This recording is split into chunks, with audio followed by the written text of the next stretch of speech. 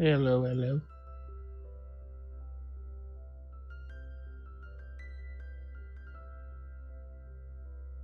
Hello.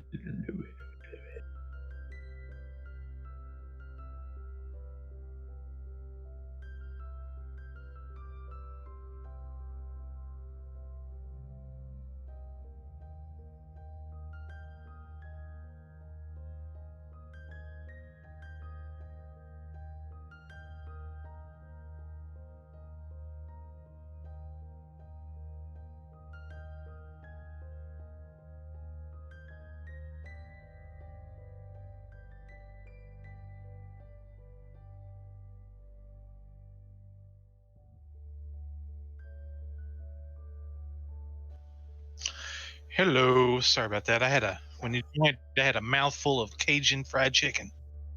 You're good. You're good. He didn't strike me as a Spanish guitar kind of guy.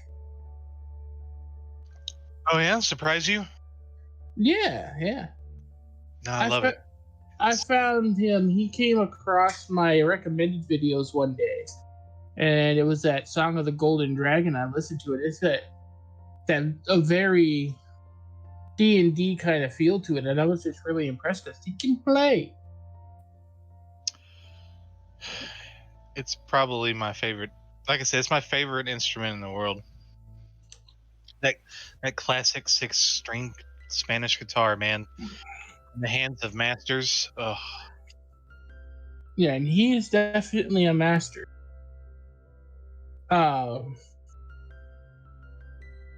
He's got videos where he just sits out on the side of the road and just plays.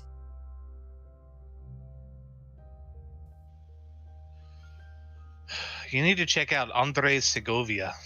Oh, he's so good. I think he's come across a couple of times. I have to look into it.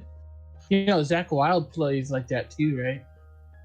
He's considered the father of modern style of Spanish guitar. You know, Zach Wilde plays with me in acoustic too, don't you? Zach Wilde? Yeah. The guy that has that pseudoscience TV series on Netflix? No, that's not Zach Wilde. Zach Wilde, he used to be the guitarist for Ozzy. That's Zephyron or whatever. I never mind. Yeah. I don't know why I was thinking of that.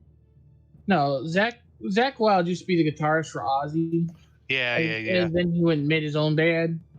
But when he picks up an acoustic, it's amazing because he can do the picking style really well, and he plays and he's got that speed and skill and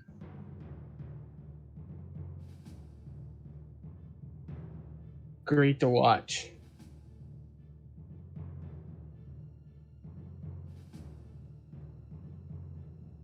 There is. Do you like piano? It's okay. There is a woman that I've subscribed to on YouTube, and she will take like songs that you don't expect, and she'll rewrite them for the piano. Like, she did Master of Puppets for the piano, and it's nuts. Huh. All you can see is a blur as her hands move over the keys. I want to learn how to play the Spanish guitar. I figured it'd take me about 5 or 6 years to get good at it. I think my fingers I've got pretty big hands, so my fingers aren't incredibly long, but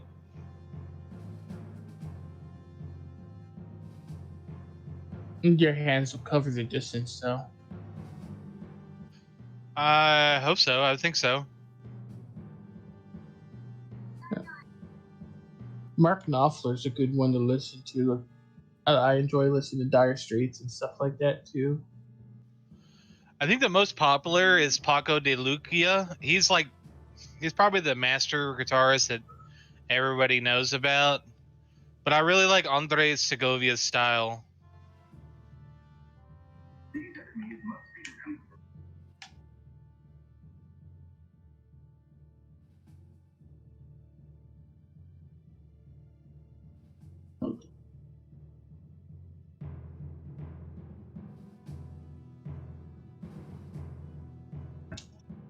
Jeez. Jeez. Why did everybody come up here? No, go away. I've been playing the beta for this Avengers game.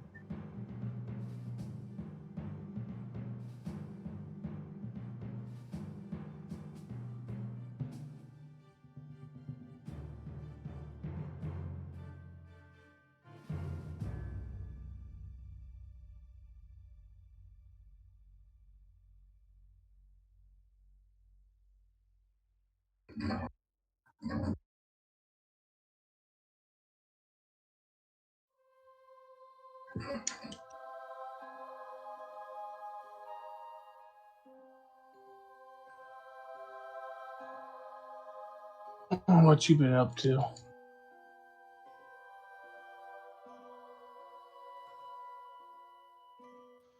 Oh, not much.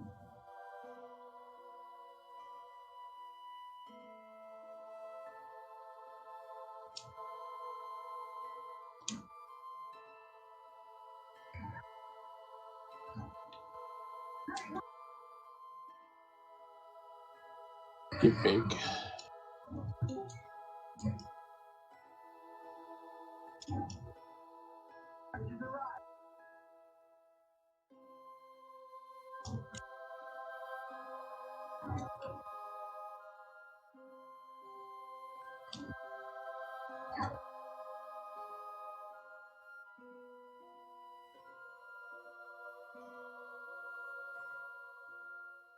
My Tuesday group's almost done with Tomb of Annihilation. I've got like maybe 2 sessions left.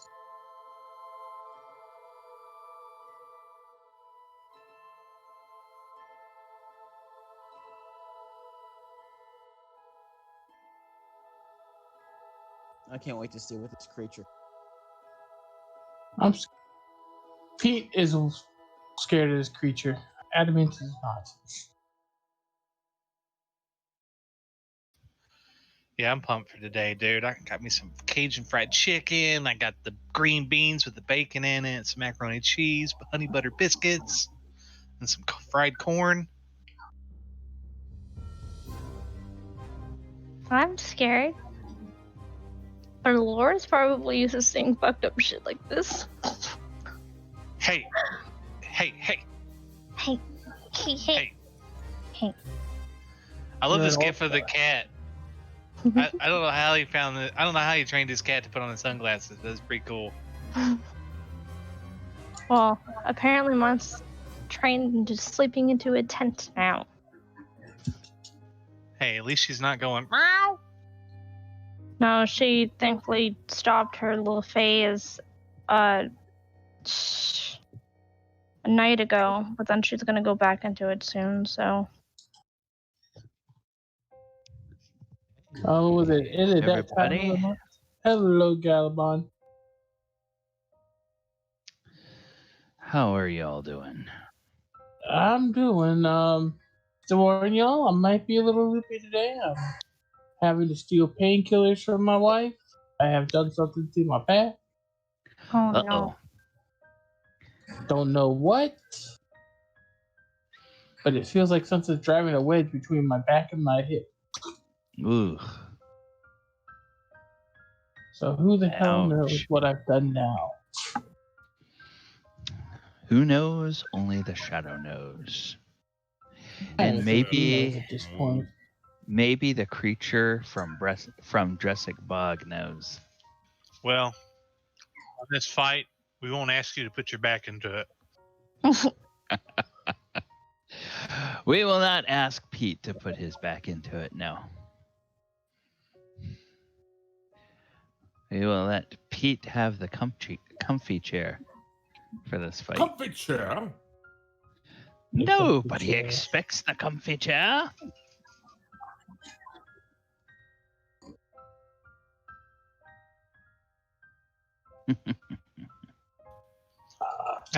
The thing as you get older, you're at like big gatherings, everybody gives you the comfy chair. Yeah. I am not wanting to be older. Basically, my body's not in the shape of my age. Except for my freaking teeth.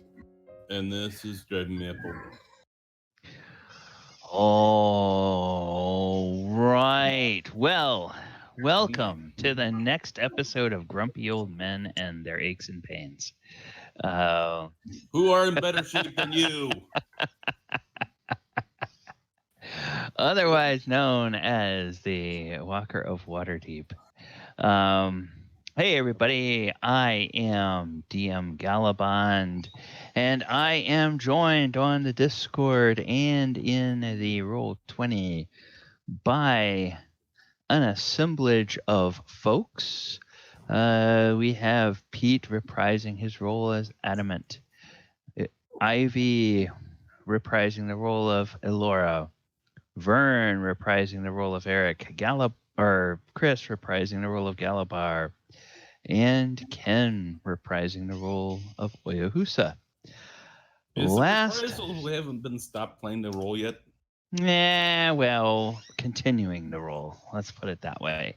Hey, Turbo. Thanks for dropping by on the stream today. See, we got a couple of people out there. Appreciate you being with us. Last time we were on this stream, the party had been following their little gadget that Adamant had from the Is It League that showed them the location, direction, and distance to the memory shards that they were coming here to find in Innistrad. And when they got right on top of it, Adamant reached down to see what he could find in that stump, and a hand reached back, and that hand was followed by several heads and multiple shoulders and a bunch of arms and a big, huge undead monstrosity of a creature rose up in front of the party. And the last thing we did was to roll initiative. And as you will notice, players, you may notice that there is a new initiative on the board. A new initiative called Narrator that is supposed to happen at 20.00 breaking all ties, but as it turns out, that's the first thing in every round. So, do we have any questions before we get started?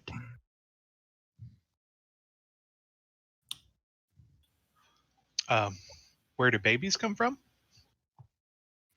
Any questions relevant to the game before we get started? Why wasn't I cast as Goonie. narrator? I'm the perfect narrator. Because you don't have the script, and it would spoil everything if you did, Vern. And yes, Turbo points out, I should amend the title. Instead of Grumpy Old Men and All Their Aches and Pains, Ivy listens to a bunch of grumpy old men and all their aches and pains because Ivy is not old and she is not a man. Yes. Also because he's not listening. I got the lead of this amazing thing. Wow. Yes. What? I'm not the narrator and I'm not the lead? The chat room has your back, Ivy. They are looking out for you. All right. So the first thing that's going to happen in this here initiative count is that in your head, Adamant, you are going to hear a voice. You can tell this is a voice that is talking to you telepathically. It says to you, "Child of Bilgar, beware of your enemy's ability to resist magic. And then come to the house and save me." And the voice is distinctly dwarven in Adamant's mind. If Adamant could blink, he very well would. I've been informed. Oh, go ahead. Nope, that is it for me. Let me see. In this instance, you go before the creature, so I'm going to let you share what you heard on your turn. Oyohusa, narrator is done. You see this big, huge, ugly thing looming up out of this stump in front of Adamant. What would you like to do about it? DM, the Twitch is still on the. Oh, crap. Yes, it is. Thank you. Well, Okay, here's... I'm sure this is not the welcome party, ambassador. So someone to go up here and deal some damage. Okay. I mean, it definitely looks hostile. It is undead, right? So. Oh, it's undead. It stinks like it's undead. It smells like it's undead. I see 0 tokens. What's wrong with my screen? You may need to zoom out. I see the narrator. Okay, you It's out as far go as to I the. can go. Oh, hold on. Oh, there we are. Here. So it's up north there. Okay. Yes, I should have done that to force the view. This thing is pretty damn big. Does a 15 hit? A 15. 15 actually will not hit. It is a little bit tougher than that. How about a 25? A 25 will hit. Your Okay. sword is magical, correct? Yeah. Okay. Touched by the moon. All right, make a con save. This thing's probably got like a 30 constitution or something stupid. Is this for the stun effect? Stunning strike, yeah. Okay, so let's take the damage. And then instead of making a con save, it just looks at you and grins and seems to be unaffected. So it's immune to stun. Yep. Okay. Not just magic, but because stun is not magic, but he's straight up Correct. immune to stun. It's immune to the stun condition. We're all gonna die. Run away. Just kidding. I'll make 2 more attacks. Okay. I'm sorry, 1 more attack. Okay. Actually, I'm gonna use patient defense. Ooh. And patient defense at what, they boost your armor class or something?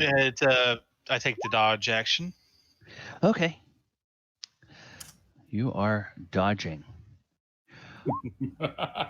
Okay. At the end of your turn, before Eric has to go, this thing is going to use at least one of its legendary actions.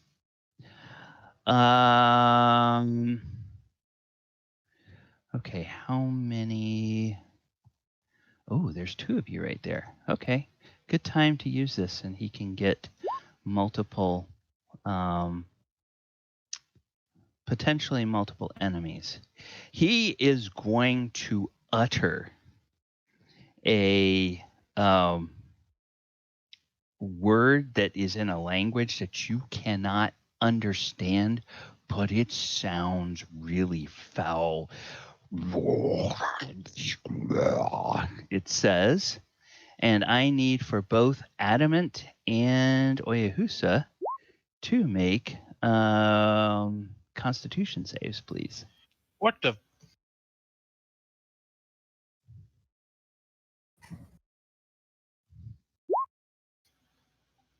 Here died Oyohusa.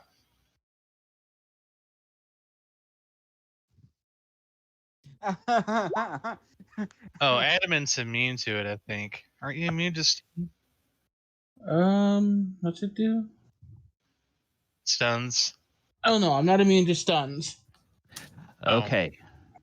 Well, All right. So that failed. So we are going to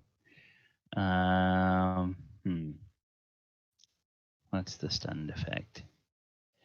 Can't do anything until the end of his turn. Yeah. Okay. Well. All right. Okay. That is the end of Oyo's turn. It is now Bellman Eric's turn. Yes, Eric, I got your token, but I just didn't update it this week, so maybe at the break I'll do that.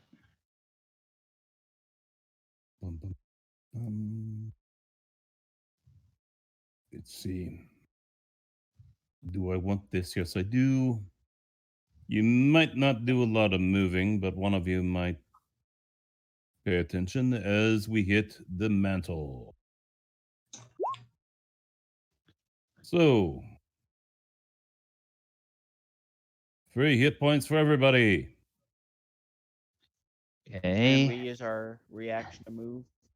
Yes. Yes. And for Adamant, it will not provoke an opportunity attack if you choose to move. This thing is very big. So it may have reach, but then, of course, I think Adamant is... he's only moving towards Galibar. Okay. All right. It's big, so let's start small. Now, Eric, that is a... bonus action. Yeah, that's a bonus action, and they use their movement. You are not moving them. It's Correct. not an effect that you are moving them. Okay, all right. I was just seeing if your effect might actually allow you to move Oyohusa, but I don't think so. I think he has to use his movement. What's And his with the stun reaction? Well, yeah, but with the stun condition, I don't think he can. Can you move when you're stunned? With a stunned I think so. with the stun condition, you don't get a reaction. Yeah. Okay. Yep. Ah, that's right. Stunned is nasty. Yeah. All right. And we follow with small things just to see if this works. Wisdom save, psychic damage. Okay, let's see. That's a good one. He is not immune to psychic damage, so he must make a wisdom save. That poor guy. Oh, Wow. and dirty Jesus. 20. Dirty 20 on his wisdom save. Yeah, he's an undead, but he may not be a dumb undead. In fact, he might even be kind of like a boss undead or something like that. I touched you. I know I touched you. You're mine. I mean, he's got multiple heads, so he's got multiple brains. Is that a save for half, or is that just all or nothing? It's all or nothing. Okay, all right. Okay, so Bellman is done. Elora, before you go, he is going to use his... He's going to make an attack. And he is going to choose... Yeah, he didn't like what you tried, Bellman, so he's going to attack you by... disconcertingly, there's one head looking at Oyohusa, one head looking at Adamant, and one head turns to look at Bellman, and the head looking at Bellman, the pinpricks of light in its eye sockets light up, and you need to make me a wisdom save. As it makes a dreadful glare against you. Somebody is Ericing Eric. This is great. Wisdom. See, and it's not even his thing. He was so not expecting this. Ooh, okay. All right, so you are frightened until the end of the Goliath's next turn. You did not fail by 5 or more, so you're not paralyzed. Now, the good thing is, once you do eventually save, because if he keeps trying this nonsense against you again, once you do save, then you will be immune to the effect for 24 hours. So you've got that going for you. All right. I have a little number up there, a counter to remind me of how many legendary actions he has used, so I don't overuse it. Okay. It is now Elora's turn. Quick question. What's the weather like? It is overcast, cloudy, gloomy, threatening rain. It's typical day for Innistrad.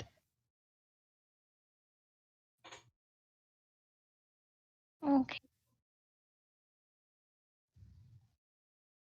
Not sure if it's gonna help or not, but I'm going to try and cast Fairy Fire on it. Okay.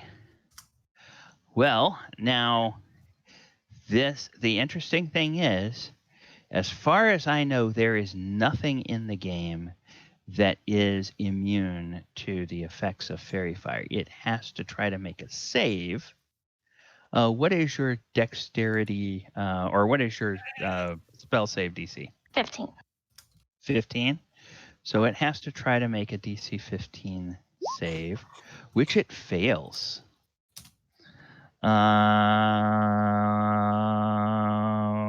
Let me just see. Oh, no, it doesn't. Okay, all right. There was another monster I was thinking about, but I eventually chose a different template. So this monster is now outlined in a halo of color. You get to choose the color. It's I think green, purple, or blue. Green, violet, or blue. So Her what favorite color color is purple, so it's gonna be purple. Sparkly purple. Okay, technically violet, but yeah, violet. Yeah, we'll say that bells are not bells. We'll say that Elora's is actually purple. So yes, sparkly purple. Okay, so this thing is outlined so everybody gets advantage when trying to hit it, And that's my turn. which is a good thing. Now, it has used 3 legendary actions. It gets 3 legendary actions. So Adamant, it just sits there and looks at you when it's time for your turn. Okay. Well, Adamant is going to say, this creature is resistant to magic. Be cautious. And then he's going to reach out and put a hand on Galibar's shoulder. And he is going to cast Protection from Good and Evil on Galibar. Okay. So we're going to put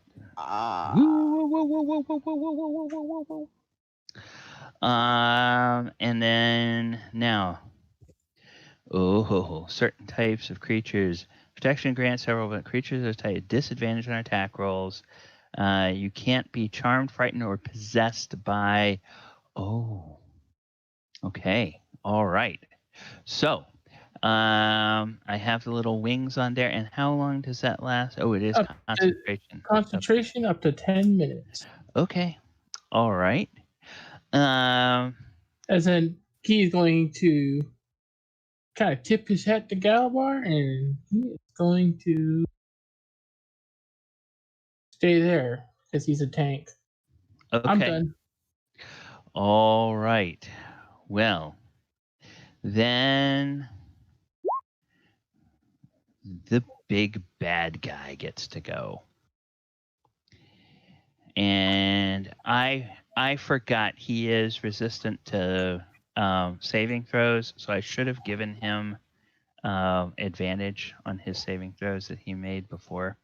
But since I screwed that up, he's still outlined in purple. He forgot he had resistance for that moment. He is going to look at the battlefield. He is going to try to assess who the biggest threat on the field might be at the moment. Difficult. It has seen.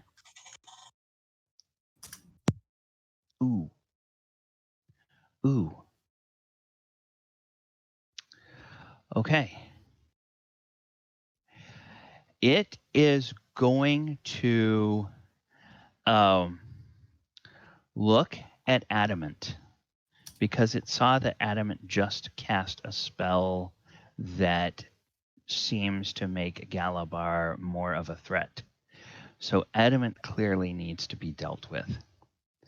And it is going to deal with him thusly by casting a spell that will require a saving throw. And that spell is Harm. Son of a biscuit. Constitution save of DC, please. Holy moly. Good lord. Come on, come on, come on. Don't fail me now. Oh my god. Okay, so you take. Okay, now that's necrotic damage. So, I don't know if you have any resistance to necrotic. I Okay, you made a save, so you only take 29. Yeah. 29 points of necrotic damage, and the really interesting thing about harm is that it cannot ever reduce your hit points below 1. However, there's something that you need to know. Okay. Never mind. Because you made your saving throw, your hit point maximum is not reduced by an equal amount of the necrotic damage you took. So your hit point maximum is still 59. I would like to thank that dice for saving my butt because that would have left me with 1 hit point with a maximum of 1. Yeah, that would not be. So I'm gonna go ahead. I'm gonna take the 29 off here. Okay, so we now have Adamant at 30. Basically. And the protection from good and evil is gone. Oh, okay. Protection from good and evil is gone. So actually, that was probably his primary motive in doing that, is trying to see if he couldn't shake that effect off of Galibar. He cast a spell, so that takes up his action. And no reason to move. Okay. And of course, because it was at the start of his turn, his used legendary actions reset. And he is done in Galibar. You are up. This thing. Go ahead. Yeah, he's gonna regret not attacking me. Very well might. Oh, and Oyo, it's the end of your turn or the end of the Goliath's turn? And it's his turn, so I'm good. You're good. You're good to go. Galibar will rage, and then he is going to make 2 attacks with his new favorite weapon. Here's the first attack with a nat 20. Okay. So now, what did we say? I'll have to pull this up here. What did we No, say? I already You I already calculated incorporated. it does double dice. It did double dice against that. But would it do one more d12 or it just calculates the crit for once? So Okay, I've got to go take a look at this and see how I worded it. What I did, I got smart about these things. I just decided to take it from use existing features that were there and apply them to these. That way, it's like if I ever have to look something up, I can go back and look up and see exactly how it's worded in the rules. So I'm not having to try to remember what did I mean when I wrote that. it says when you hit an undead creature with an attack using this weapon, the attack deals an extra 1d12, and the creature has disadvantage on saving throws against effects that turn undead until the start of it. Or the start of your next. So this is undead. So you can go add and add Well, I already add did. another d12. Yeah, it already does in the I put it as undead Morris's battle axe, so it does 2d12. Oh, okay, cool. So 22 and 4 is 26. 26 and 12 is 38, right? Yep. Actually, for the undead version, you need to make that 24 instead of 12 because every die gets rolled twice on a crit, and that includes the bonus die. So 30. What do we say? 38 and 12. That would be 50, right? Yep. Okay, so he felt that. And then my second attack, another crit. My God. I said he will regret not hitting Galibar. He very well might. Okay, so 25 and 3, 27. 27 and 24 is what, 51? Okay, yes. He is. Oh, you take 2 big chunks out of him, and this thing goes. Ready for it? How barbaric! Okay. Are you at the end of your turn? Yes. Okay. For the purposes of our game, the narrator does not count as a character. However, since it's the end of Gallibar's turn, and he has his legendary actions back, he is going to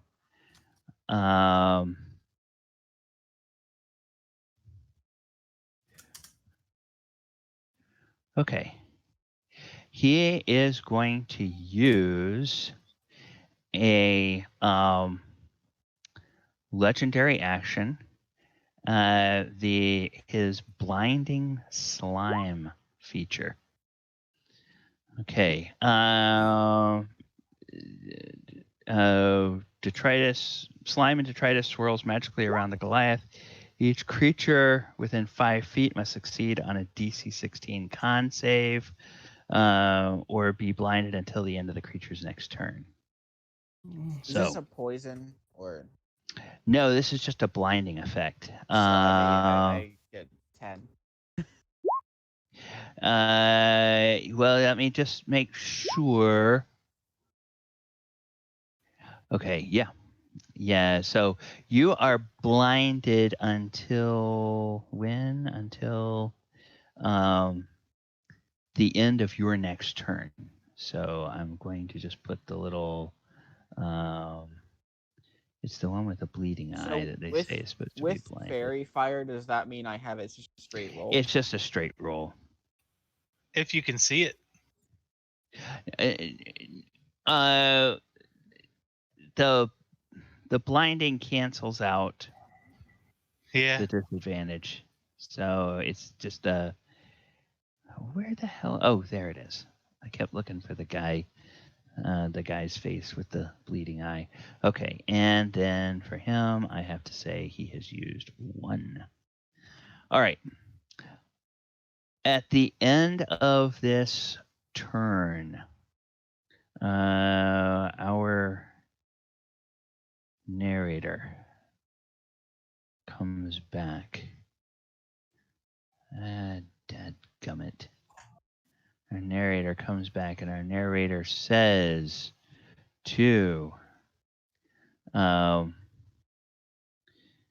Adamant's head telepathically, it says, Brother Oakenhead, use fire against the monster. It's more effective than other attacks. Good to meet you. I am Lefrim Thirbor. Lefrim. And then it's Oyohusa's turn. Well, I'm blinded.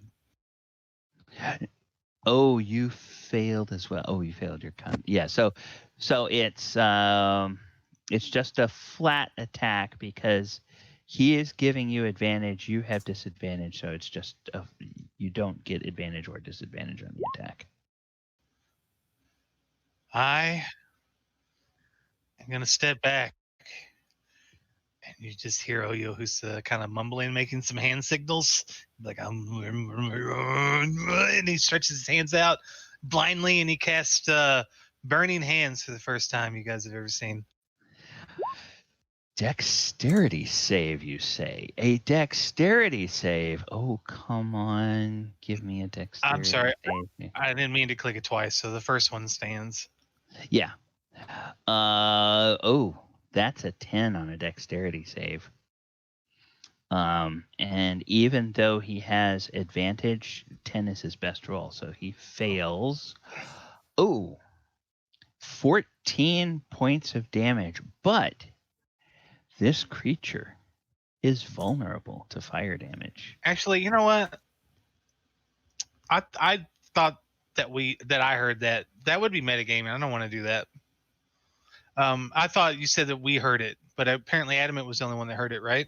It's a telepathic message to him. Yeah, I'm just gonna normally attack him with melee. Oh, sorry. Okay, all right.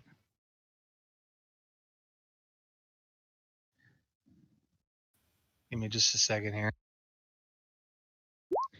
Let me rewind that. 14 will miss and 11 will miss. But the 22 will hit. That's my turn. Yep. Okay, so -7. All right. Okay. You guys are being a little bit annoying. He is now deciding that yes, this might have been an error to disregard Galibar so casually. So he is going to cast a spell. He is going to cast Guardian of Faith. Okay. A large spectral guardian appears and hovers for the duration in an unoccupied space of your choice that you can see within range. So within 30 feet of him. And the guardian occupies that space as indistinct except for gleaming sword and shield emblazoned with a symbol of your deity. Any creature hostile to you that moves to a space within 10 feet of the guardian for the first time on a turn must succeed on a dexterity saving throw. Creature takes 20 radiant damage on a failed save, or half as much damage on a successful one. And the Guardian vanishes when it has dealt a total of 60 damage. So this creature goes and it appears right here. Right behind Galibar and Adamant. And so now, okay, that moves to a space. So you must move to a space, or yeah, or I'm guessing start your turn. So you have not started your turn yet there. You have not moved yet there. So at this point, you don't need to make a saving throw of any kind, and you don't take any damage at the moment. Otherwise, if it does that to you, and then you have to do it again on your turn, it's like dealing double damage is what's happening. So that is what it's going to do. Then we need to make sure that it consumes it. It's really nice being able to cast a spell as a legendary action. I have to say, you guys should try it out one day.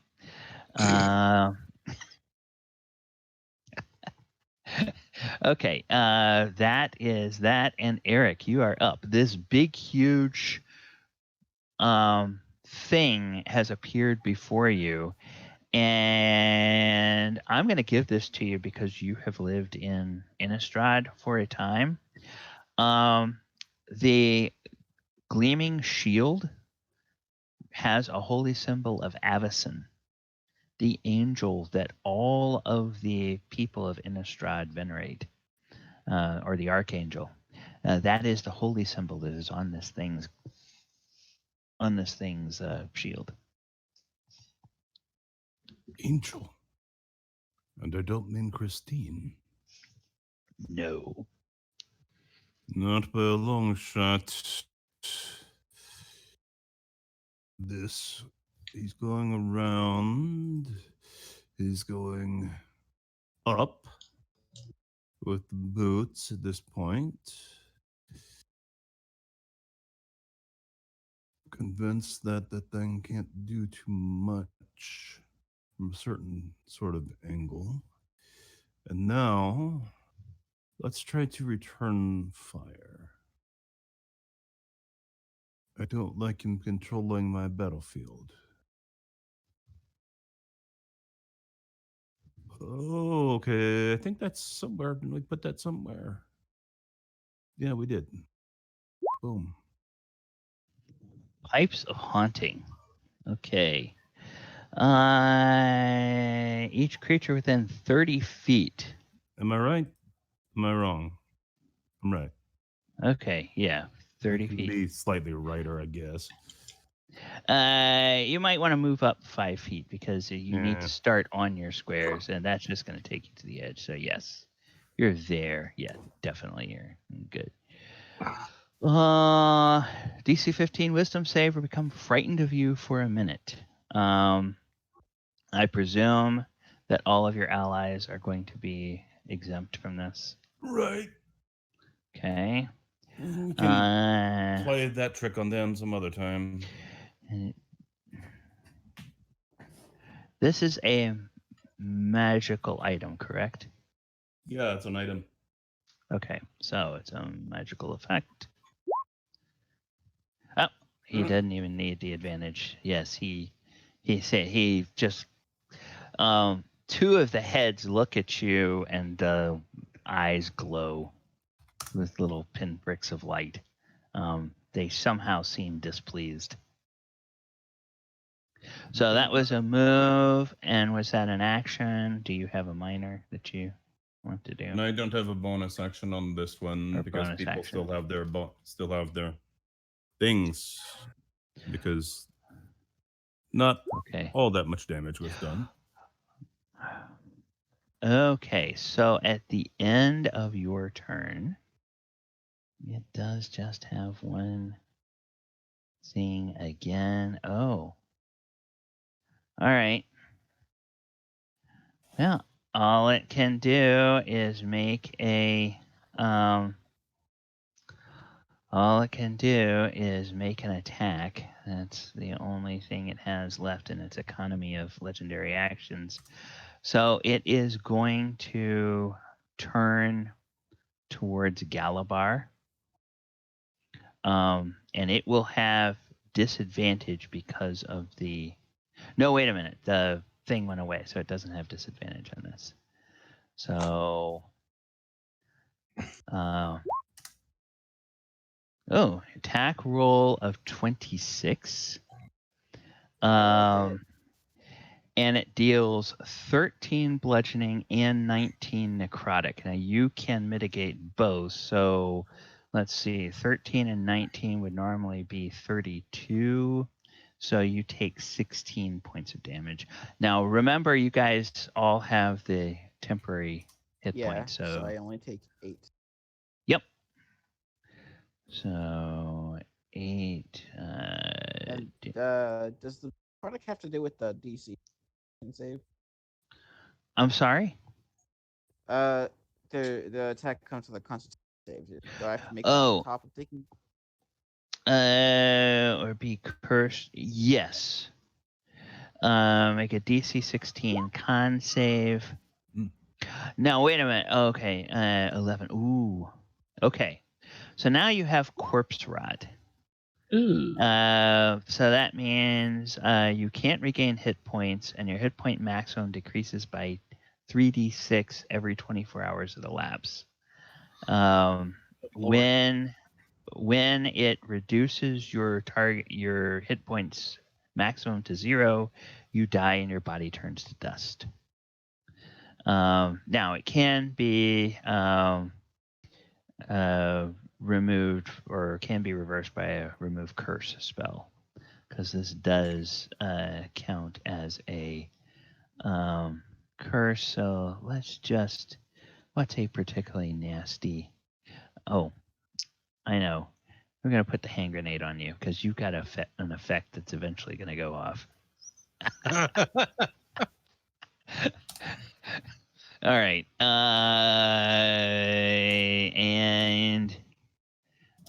Yeah, that was his last legendary action for the round. Adamant, you got a message at the top of the round. Yes, I did.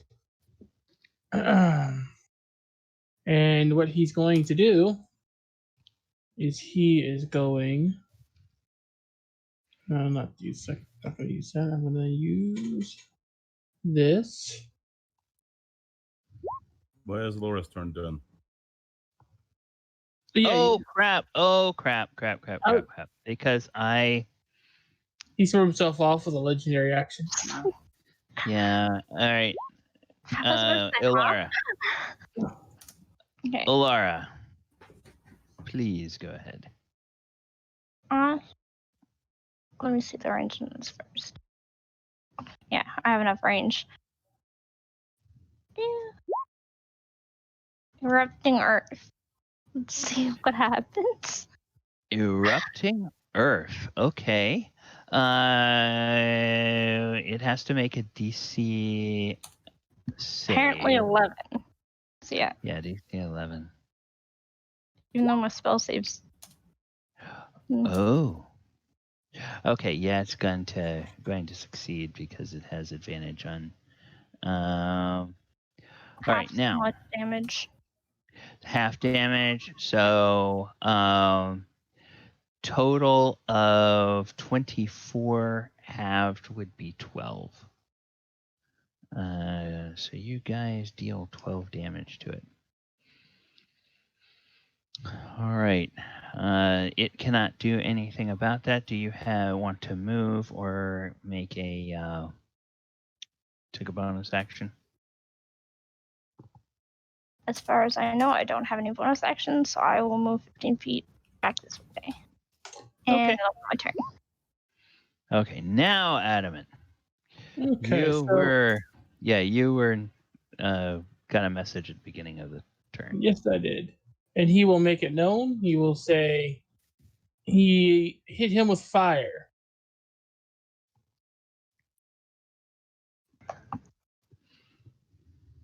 He is sensitive to fire, so hit him with fire. And Adamant is going to be doing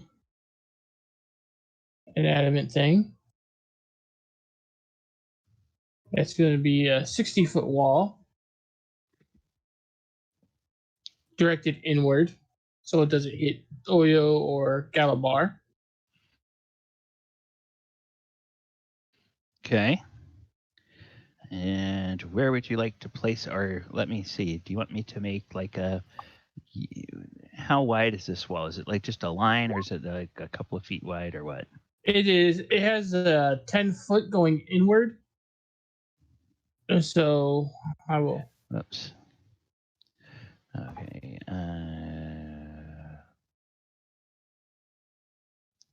You can do that.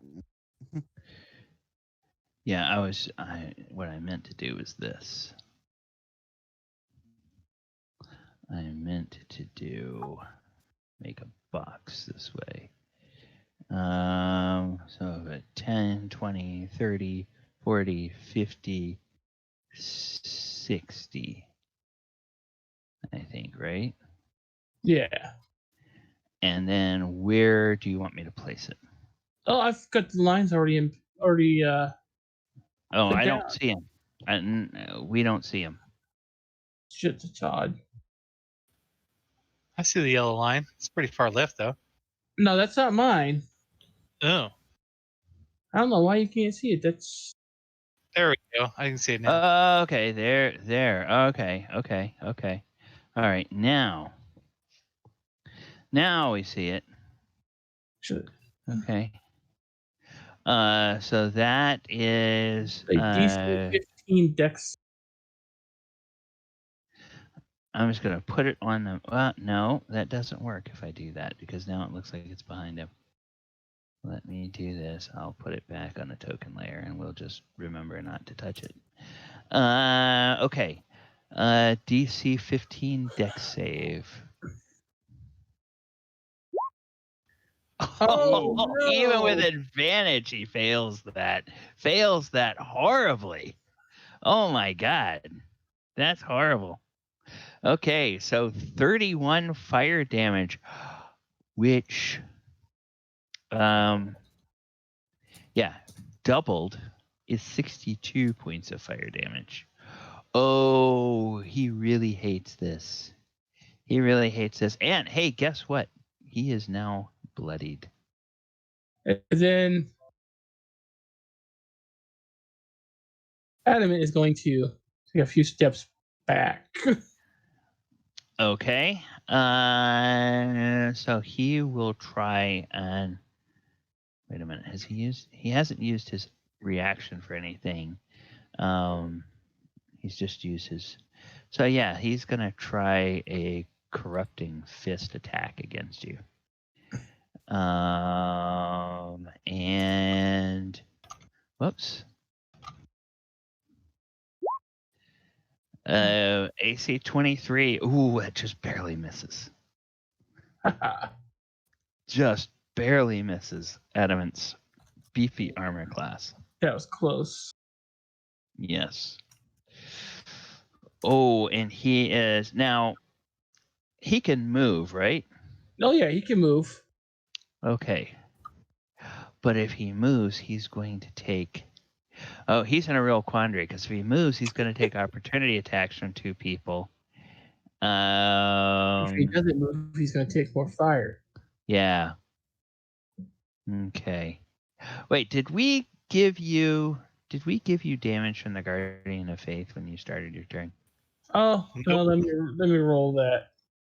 Because that would happen before the fall of fire there. Yeah, it wouldn't affect the wall of fire because the damage would come first. So, ouch. 18. I'm down to 18. Yeah, okay.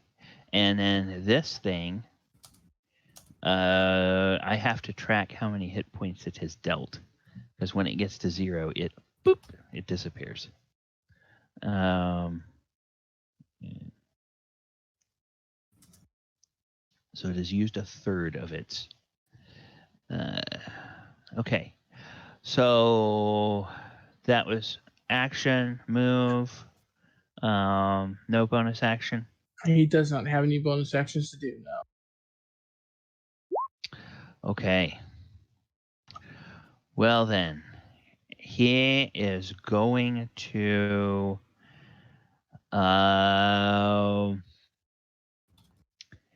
he is going to make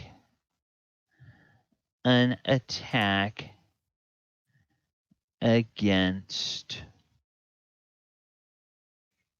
He had better make this count, hadn't he? Oh crap. Well, he'd better hope he survives, or else he's not going to get to do that.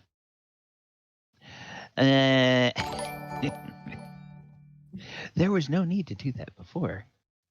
You had a good timing on the use of that fire attack, because you really screwed him out of something he can't do on his turn, but he can do it as a legendary action. It's weird. So he's going to. I ain't got no pity. Yeah. Okay. He's going to try to get Galibar incapacitated for the moment. And he is going to focus all 3 heads on Galibar, and he is going to use, it's only 1 attack, but he's going to use his Dreadful Glare attack against him. So DC 16 Wisdom throw. I mean, I already have like, I don't think disadvantage stack, do they? Wisdom save. Okay. Well, his main thing for doing that was to, if you fail it by 5 or more, you now get the paralyzed action, which means you can't make an opportunity attack, which is kind of the whole reason for doing that.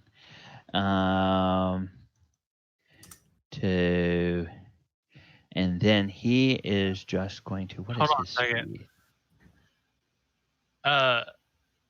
You can't be frightened, right, Galibar, while raging? Oh yeah, I'm pretty sure. Hold on a second. That's a berserker. Check.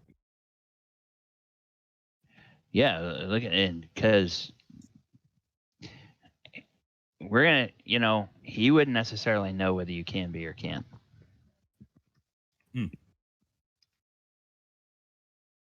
At least, no, I don't have it yet. Oh, you're not 6th level? Oh, okay. Well, I am. It's just I'm not that type. Okay, just checking. Sorry. Okay, no, that's good. We don't want to take away anything that you have available to you. So he's going to go 5, 10, 15, 20, 25, 30. Now, Oyohusa, you can make an opportunity attack against him as he gets out of the way. Oh, baby. Here we go. This.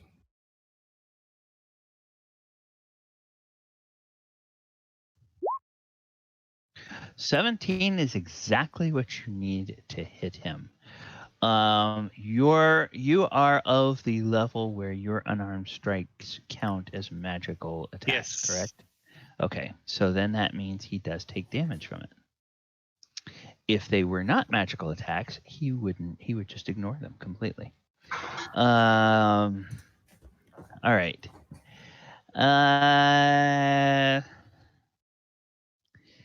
Then that is his turn. And at the end of his turn, there is some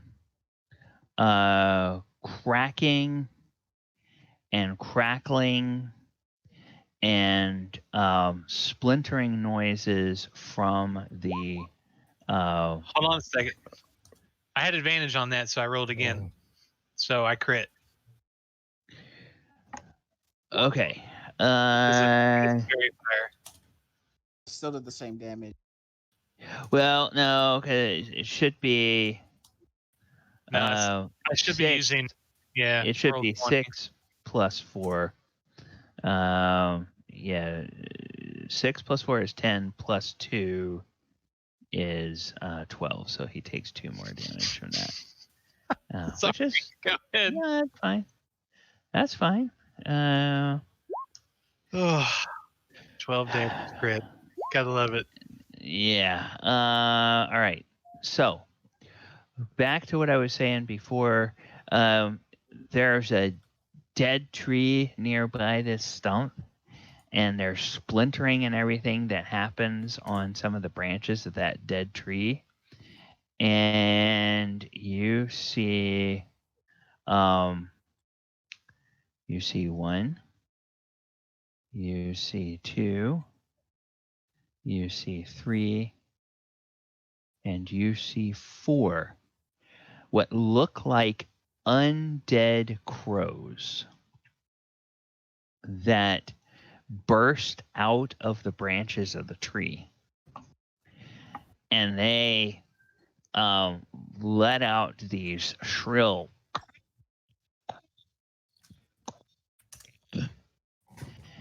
and 2 of them, these 2 over here, and these things are about 25 feet up in the air on branches. This one and this one and the other one over there on the other side, they just immediately begin flying off towards the house. And they fly off of the battlefield. What the hell is that? Jesus. And they just go whoop, whoop, whoop, heading towards the house. And the other 2 just sit there on their branches and go, Caw! Galibar, you are up. Well, I'm paralyzed. So means I'm incapacitated. Yeah, until the end of its next turn. Oh, okay. So I guess what you need to do is you can make a saving throw against the Guardian of Faith. This is dex save. Oh, you failed dex saves. Okay, so you take 20 points of damage, reduced to 10. But okay, no, it's only dealt that, so it reduces the Guardian of Faith by 10. And then this effect, this dreadful glare, it goes until the end of the Goliath's next turn. The blindness goes away. The blindness will go away, right? So you are no longer blinded. And now you see this. It got really hot, and now you see the reason why this big, huge wall of fire is there, but it's not. It's warm heat towards you, but it's not burning heat towards you. And that big thing is way over there, and it's smoldering and smoking and all that kind of stuff. And that wall of fire definitely looks like something Adamant would have done. Unless somebody else gained some abilities while you weren't looking. Okay. Anything else? I can't. I'm paralyzed and incapacitated. Okay. All right. Narrator Jones. Okay. Narrator Jones. says into Adamant's head, says, "Beware, for your enemy can cast spells. And what the hell is taking so long? Hurry up with it."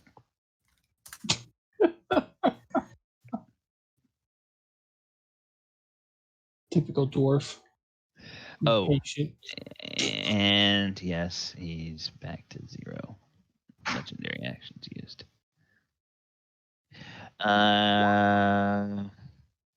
Oyohusa, you are up.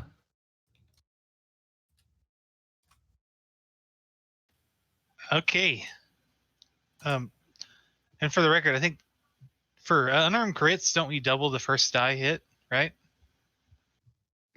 All damage dice on a crit are doubled. Okay, it's just checking. So that would be 1d6 times 2 is 12, and then my modifier is 4, so it'd be 16 points of damage. I'm going to go over and hit him.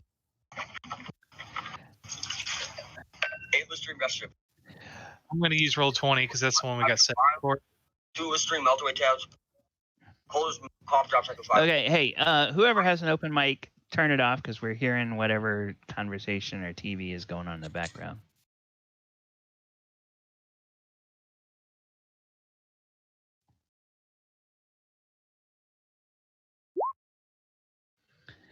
Ooh. Another crit. Okay, yeah. So the way this works, your first die is automatically the full damage. So 6 and 4 is 10, plus. I thought we set this for this. This is weird. Hold on a second. Yeah, and then the 6 there, the crit is the 6. It's the extra damage. So 4 plus.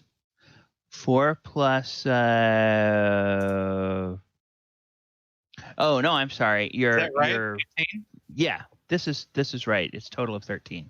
13? Because you rolled a 3, your normal bonus is 4, and then your crit bonus is 6.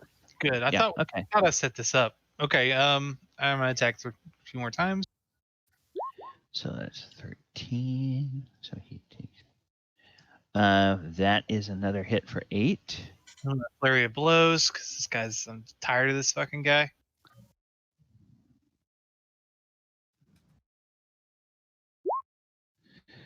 18 will hit for 9. Ooh, and then for 7. All right. Okay. He's very, very, very weakened, but he is still up. I just imagine like chasing him and just like kicking him repeatedly in his big gigantic cankles. Yeah. Okay, so I have to look at 2 spells.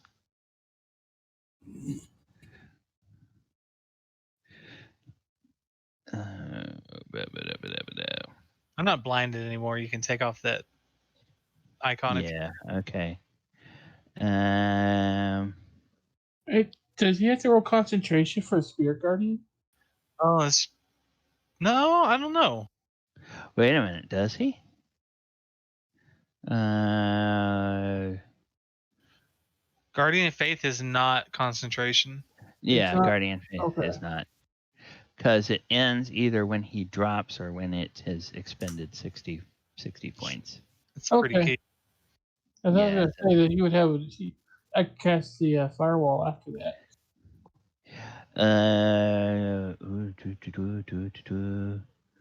Yeah, that's not gonna do any good. That's a slow thing. What is this one going to do?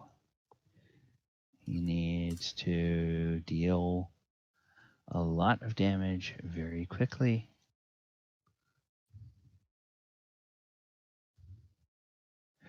Uh, 20-foot radius sphere. Oh, we like that. We approve of this. 20-foot radius sphere. So we are going to draw a shape and make it all this. And then I need to start. He's going to start right here in this corner where Oyohusa is, so he can get Oyohusa. And he's going to go 5, 10, 15, 20, 25, 30, 35, 40. Oh, that's good.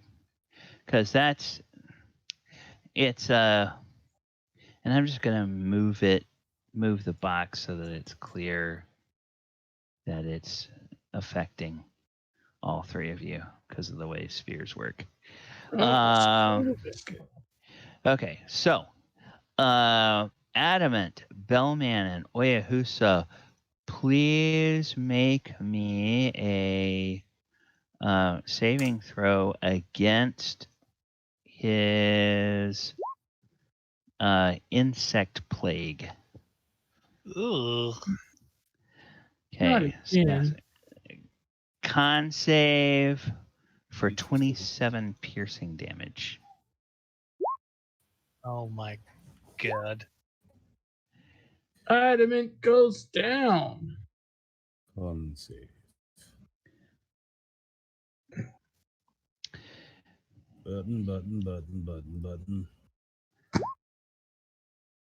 Oh, 3 failures. Wow, that was really effective. Unfortunately, it wasn't quite enough damage to do enough to save him.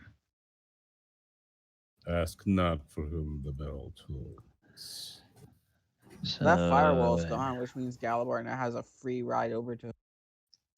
Oh yeah, that's right. The firewall is gone. So let me go ahead to the.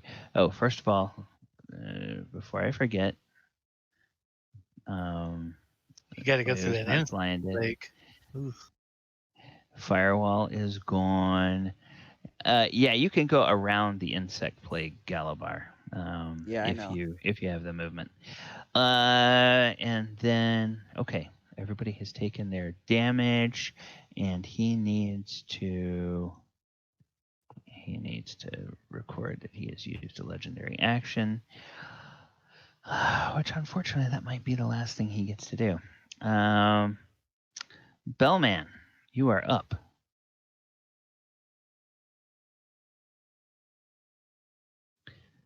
Mm-hmm.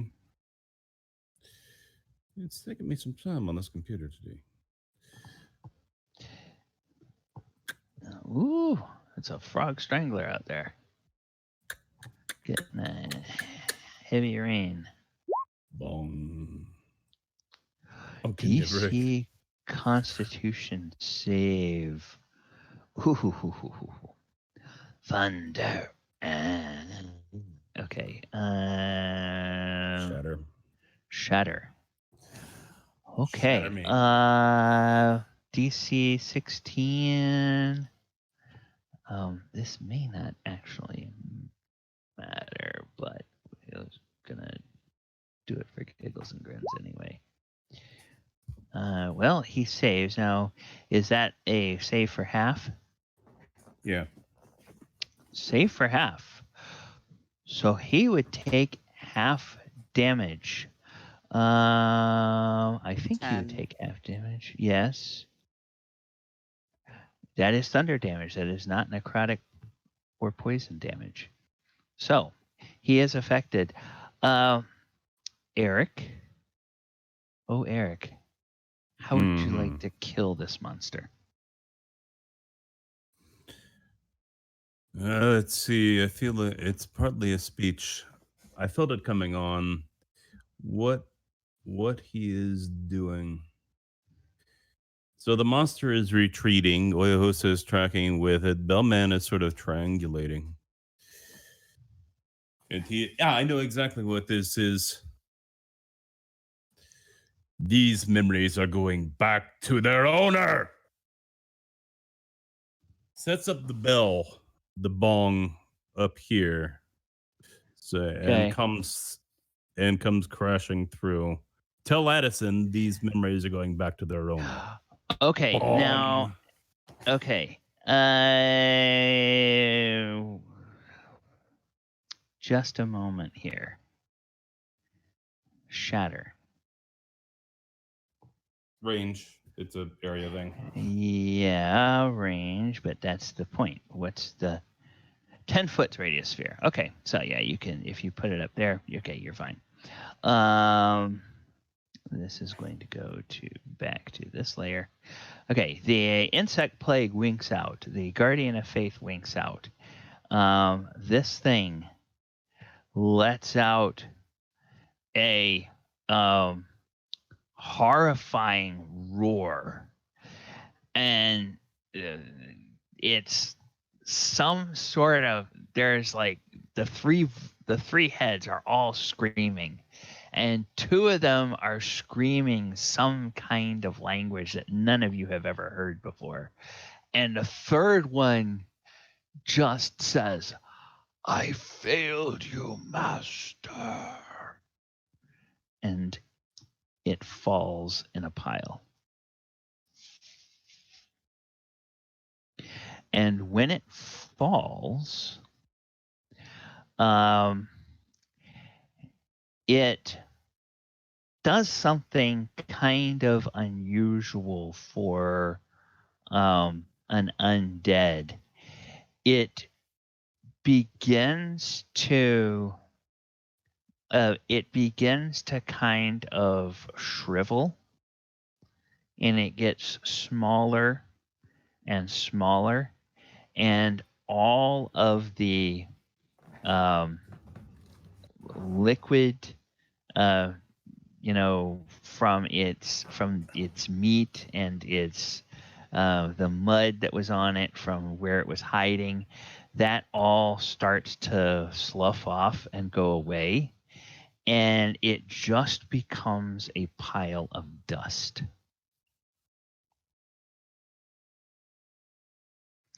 And thus ends the fight. Cool.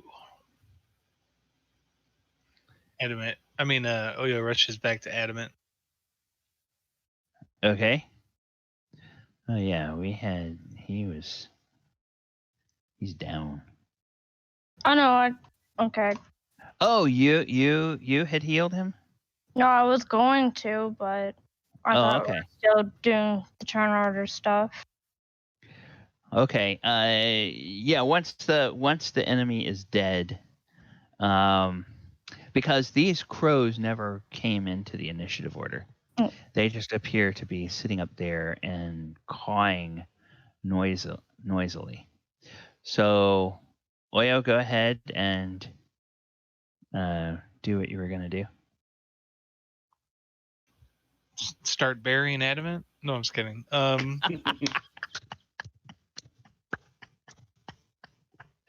Oh, he would hate that.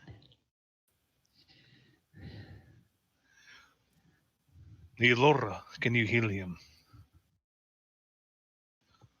Yep. At 3rd level, I'll use my cure wounds. Okay, so I'll just you spend one trying to like cradle him just to try and be able to help him out. Okay, so you gain 21. You are no longer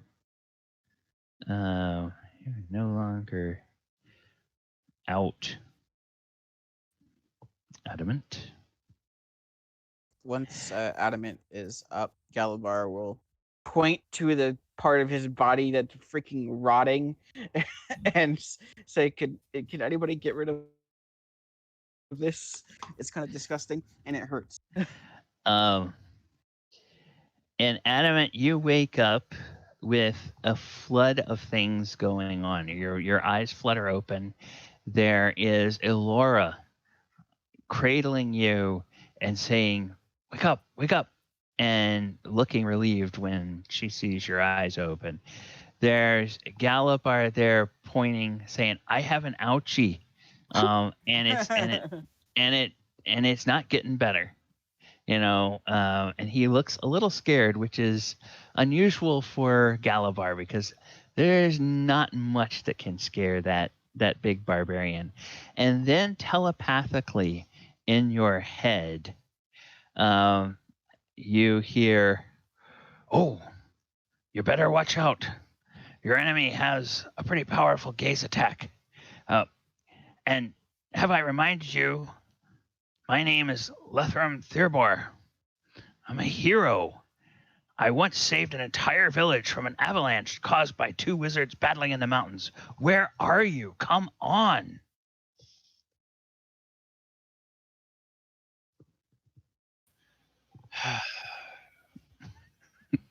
Who here? Who slowly gets up and moves over to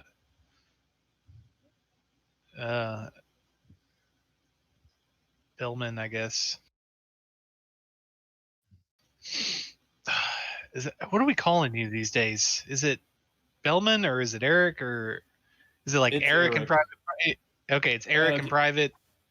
Yeah, if it gets in public, he might don the mask again, depending on the situation. But it's Okay, not. so then what you probably want to do, Vern, is on your token. Let me see. Maybe that's my fault. Maybe I haven't given you that the token ability. Yes. Well, no. Have I given you the ability to edit your own token? Yes. So you can, anytime you want, you can click on your token. You should see a little gear, and then you can change the name of that token to be what you want the party to call you. So in the given situation, I see.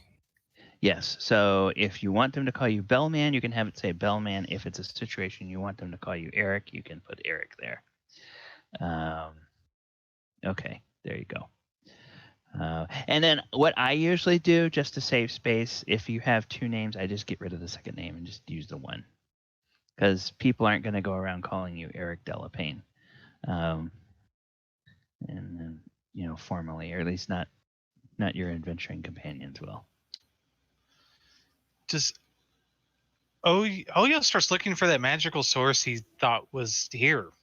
So Okay. Yeah. You go in there and you pretty quickly locate just under a couple of inches of water. You find what's in the box. What's in the box? Actually, I should say what is the box of the... Oh, come on. All right.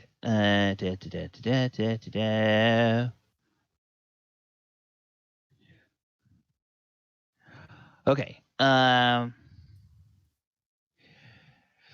You find a silvered brass box that, of course, is covered in water and is kind of muddy because it's been sitting in this swamp here.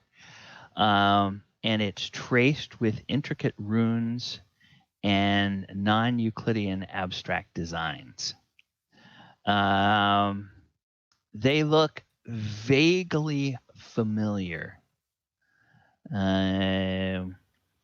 You would probably need to make an intelligence check. There's a member of your party that would probably recognize them as soon as they saw it. The box is approximately 18 inches long and about 4 inches wide and about 3 inches high. So it's a long, thin, shallow box, and it looks like it has a hinged lid. There is not a keyhole, but there is, on the opposite side of the hinges, there's an impression where it looks like some wide, shallow key or object could be pressed in order to activate the lid. Zoya walks back. to Adamant. He's kind of like using prestidigitation to clean the box off. Oh yeah, and from what you can tell, it looks like the lid forms a watertight seal. So you don't think anything has seeped into the box. And because it's made of brass and then coated with silver, it's not, there's no rust or any kind of thing like that. Yeah. I do not. If you're showing it to the group, okay, you've picked it up. Before we do that, let's get back to Adamant. Was there anything you wanted to do about the different things that you saw and heard? Yes, he is going to pull out the prayer beads, and he's going to do a greater restoration on Galibar. Okay. To remove the curse or whatever. And the curse is removed. The old bibbity bobbity boop. Love it. Okay. And Adamant, Oyohusa has this box, and you look at it and you go, oh, immediately you don't even have to make a check. Oh yeah, that looks like Is It League design. I believe we found what we came here for. But now I need to go to this house. And actually, as you say that, you hear several sounds behind you. Oh crap! I need to go to another map because I was dumb and I did not stage the tokens on this map like I should. Oh no, I don't need to do that because I can just go over to this other. I can go back over here to the journal. And let's see, who do you all see coming? Okay, you are going to see a woman that looks like someone that some of you have seen in their dreams. Oh. A man that some of you have seen in your dreams. You will see a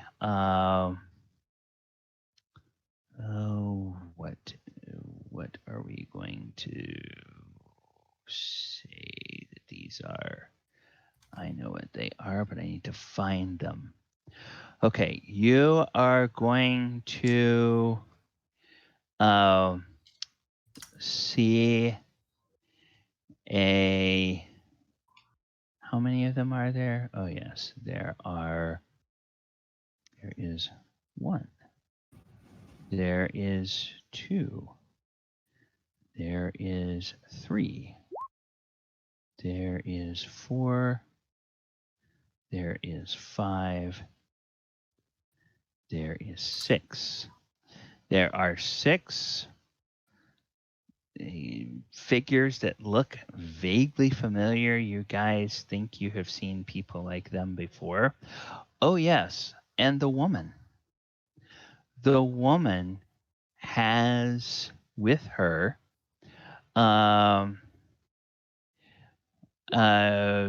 loping along beside her, almost as though it is some sort of pet. She has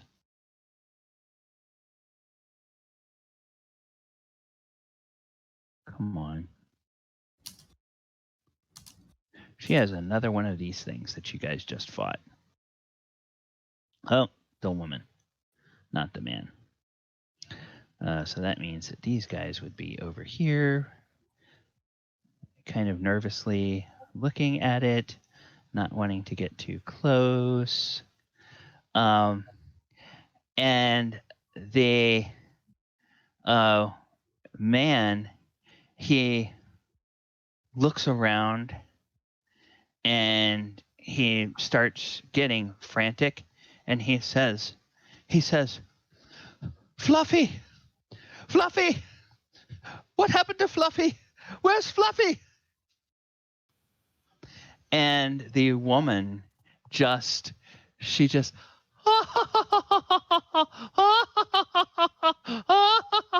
oh, brother dear, I'm afraid they've defeated your Fluffy.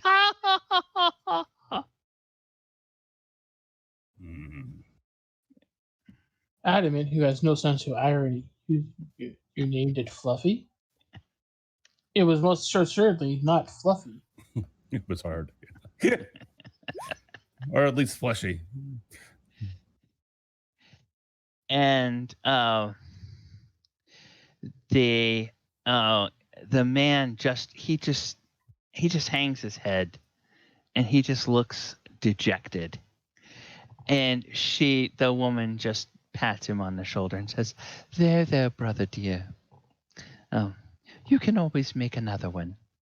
And then she says, all right, you. This was entertaining, but I think it's time that you lay down your weapons and you bring me the box. Come inside. You've been expected. We have a place set aside for you. Is this the man that took my axe? The man who is worried about Fluffy. Yep, that's the one you saw. I guess we could just like not go, right? I don't think that's gonna work, Oyo. I don't think we can fight another one of those. However, please, since I have this box, Adamant's going to take the box. How big is it? Somewhere between 12 and 18 inches long, about 4 inches wide, and about 3 inches deep. Oh, well, then he can't do what he was going to do. But he puts it away, says, I can't give you the box, but we don't seem to have a choice in coming with you. Oh, fine. Carry the box yourself. We'll just take it from you later. And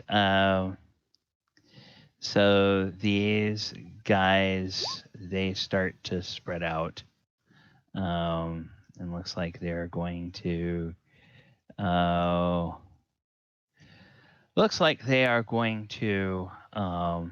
form some kind of a guard to keep an eye on you. You notice that the woman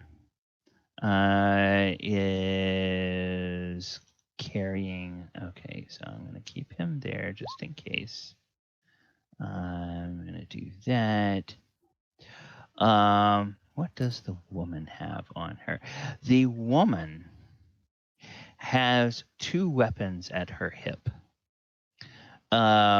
She has what looks like the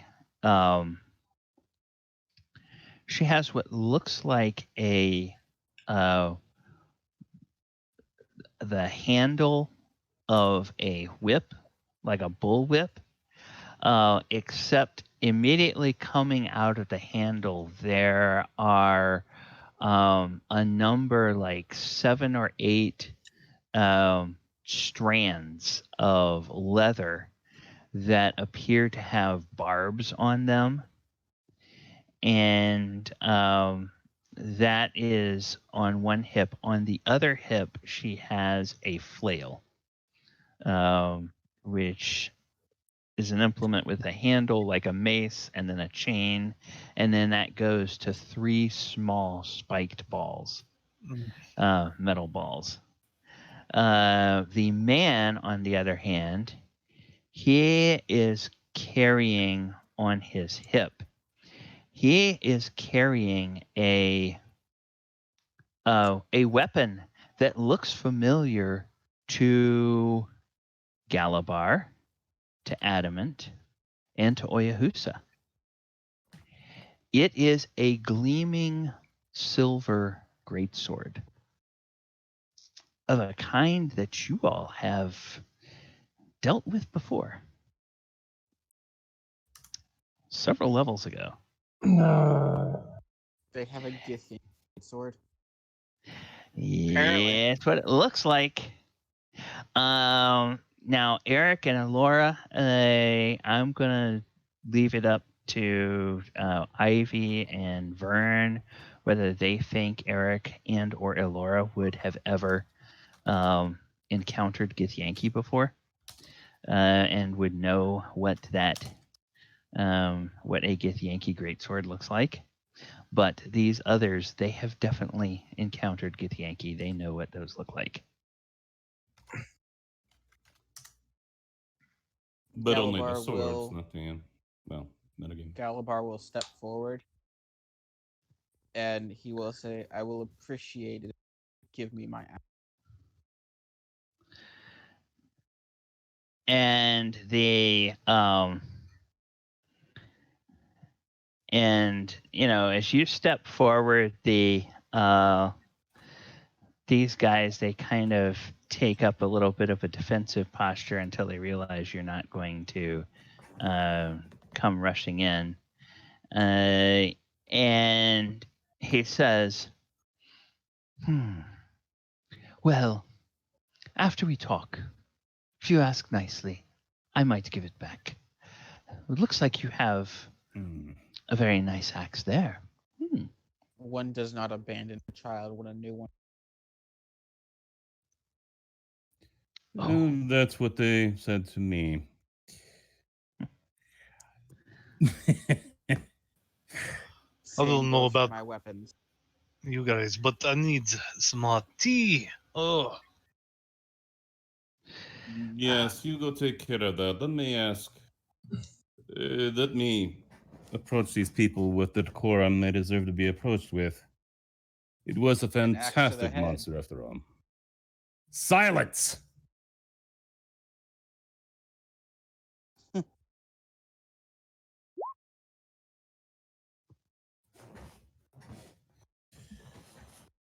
My lord, my lady, I believe you've called me. I believe you've called for all of us. Indeed, we have, the woman Thank you. says. It was a delightful monster, but the man came out terribly upset, as if he did not know whether we had arrived. Oh, my brother is just jealous. We flipped a coin, you see, to see whether Pumpkin or Fluffy would guard what we thought you were coming after. And my brother lost. I must say that he's handling it as well as I would. I would surely be pouting and probably would be demanding a pound or 10 or 100 of flesh if anything happened to my pumpkin. And she reaches over and she pats the arm of the huge monstrosity standing next to her. There's no shame in that monster, not at all. It was magnificent. But Oh, I'm glad you think so. I can't tell which one is better, of course. I don't have your expertise. But, of course, we are apprehensive now. Since you put us to a test, since you call us to a place we are already coming, can we do this a bit more amicably? Oh, You are impressive, but I'm now you don't have a good position with which to speak. I am afraid that how amicably we do this is not up to us. I'm afraid it's up to the master to decide that. Is that Addison?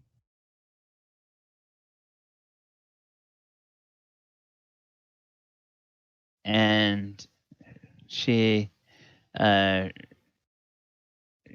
says, Addison, I've never heard that name before. Curious.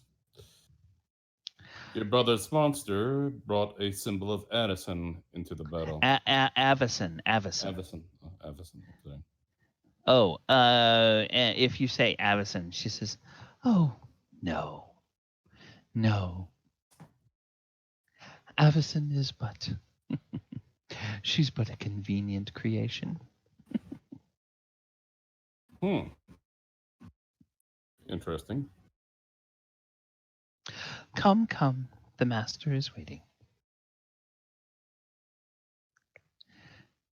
And I'm afraid that when we get to the door, you will have to surrender your weapons for now. No, why would somebody like you be afraid of our weapons? You've got more power there in front of us than we just went through. What is this, a matter of etiquette? What sort of master is this? Etiquette, yes. Yes, I like that. Etiquette is good. Yes, let's say it's a matter of etiquette. That you show that you are not coming to do violence in our house. Yes? Don't we show that simply by coming when called? Oh, no. I'm not quite getting your meaning. Other than the man whining about his common acts, there's no hostility here. Except for the fact that we were just attacked by the pet you left out to attack us.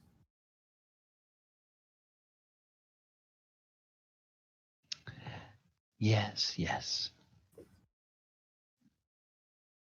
Well, we had to see if you were indeed as formidable as the master predicted you would be. Right. Meaning the master has a task for us. Meaning the master is testing us to see if we can do a particular task.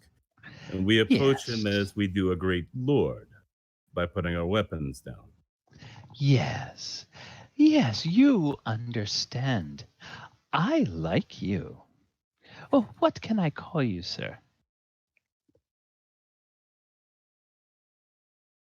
My name is Yes. Eric. Gallibond. Oh, that's a lovely name. That's a very lovely name. And she walks forward to Eric, and a look passes over her brother's face. Anybody that wishes to can make me an insight check as she steps forward. And she steps around, and the monster stays right where it is. Okay. Good. As expected. Okay. Galibar is really focused on getting his axe back and just doesn't have time for any nonsense. Actually, he's just very angry right now. Elora, Oyohusa, and Adamant. Geralf is extremely jealous when he sees his sister walk up next to Eric, and she just sort of puts her arm through kind of like your elbow and just rests her hand on your forearm. And she says, come right this way. And very unconcernedly, she begins heading off that way. Actually, she will just nod towards her creature, and it turns and it starts to shamble off towards the house. And these guys all spread out to the side to make a pathway, and it's clear they're going to expect you to follow, and then they will follow along behind you. And Geralf, he just kind of follows along behind the monster. He turns his back towards you and starts following along behind.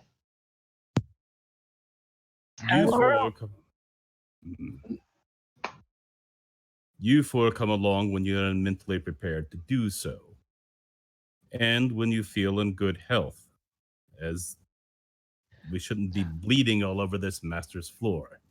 Oh, no. We will see to your wounds. Come. No time to tarry. Adamant just trudges along. Okay. All right. So,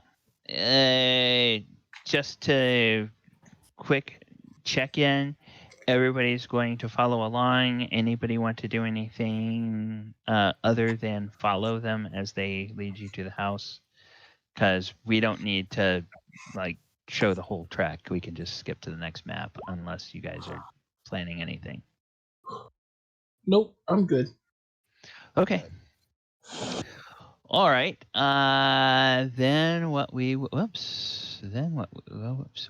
do is we will go here, and they take you over and they lead you into not there. Dummy. They lead you into a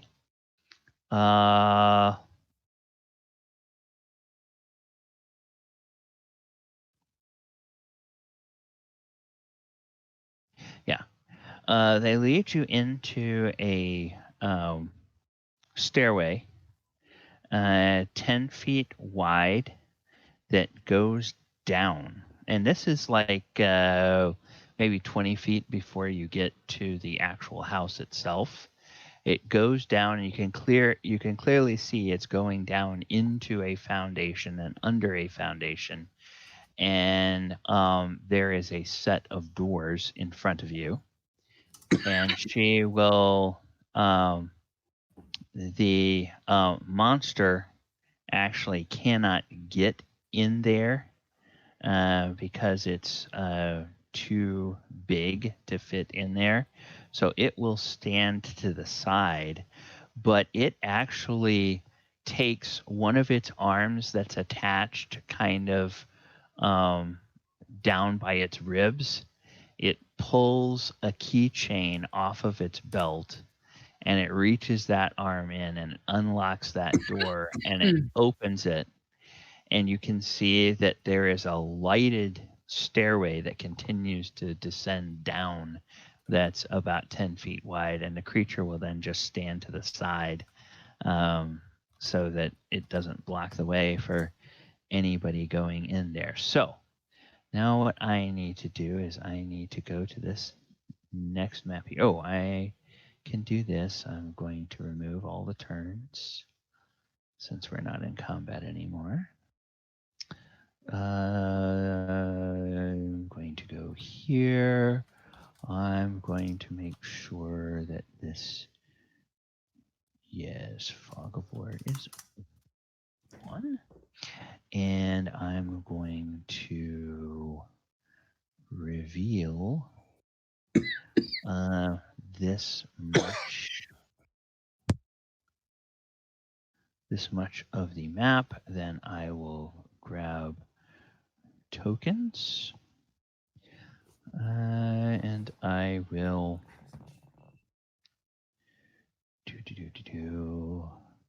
I'm just gonna briefly move you back here so I can grab all the tokens at once. Copy. I can go to the seller, and I can paste. Okay. All right, now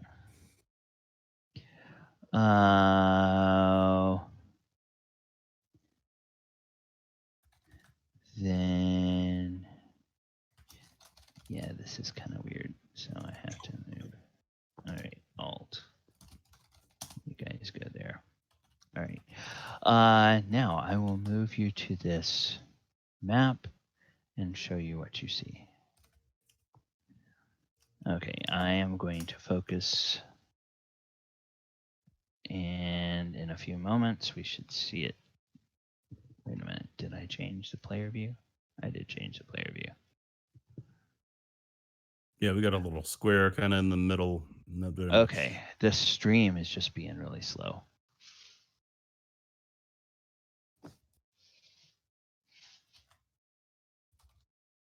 Do.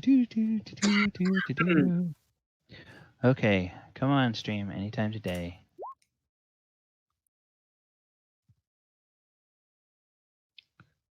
Do. I guess the stream has dried up. Yeah, it's still recording. It still says it's live.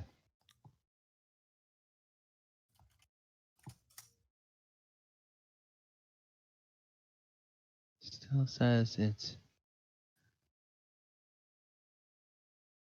My message went through before it changed the screen. Okay. Oh, you know what it is. Okay. Then here's what I'll do. I'll just do this. Yeah, everything went black. Okay. Put this on here and then hang on. There you go, Eric. Now you should see. No, we're seeing that little room again. Yes. Or Okay. 2 hallways, really. Yeah, all right. There we go.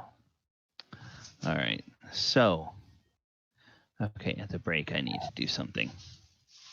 All right. Good. Okay, so you are in.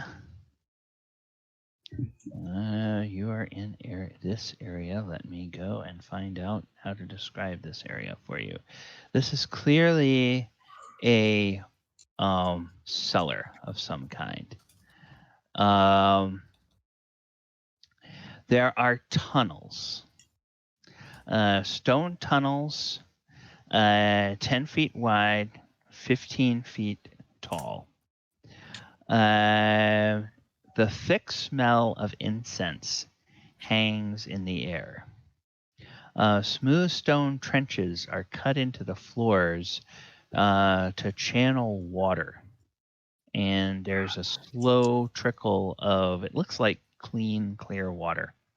The channels are 4 feet wide and 3 feet deep, with arching stone bridges spanning them at irregular intervals. The ledge to either side of these trenches is 5 feet wide. So it's so wait a minute. 5 and 5 is 10 and 4, so it's a 14-foot wide corridor.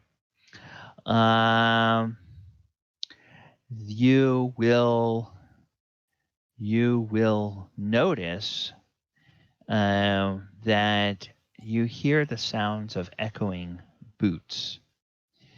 And as things come into view, you see, okay, I'll go ahead and reveal more of this area so you guys can see, since you would be coming to that intersection. Let me just do that instead. That's easier. Elora's token, by the way. Oh, crap. Yeah, it's just not on the map, that's all. That's why she didn't see. Okay, here. For some reason it didn't take when I copied everybody else's token. My apologies. I will. Okay, there you go. Now, Elora. Okay. I'm going to recenter this for her benefit. Now, Ivy, can you see everything? Oh yeah, I could have seen everything. I just didn't see my tokens. Okay. All right. All right. So you see that the corridor continues to the north quite a ways, and then turns to the left from your vantage point. The corridor goes south a little bit and turns right. You see a pair of cultists similar to those that were up above with your hosts, maybe. And they are wearing in here. They are wearing thin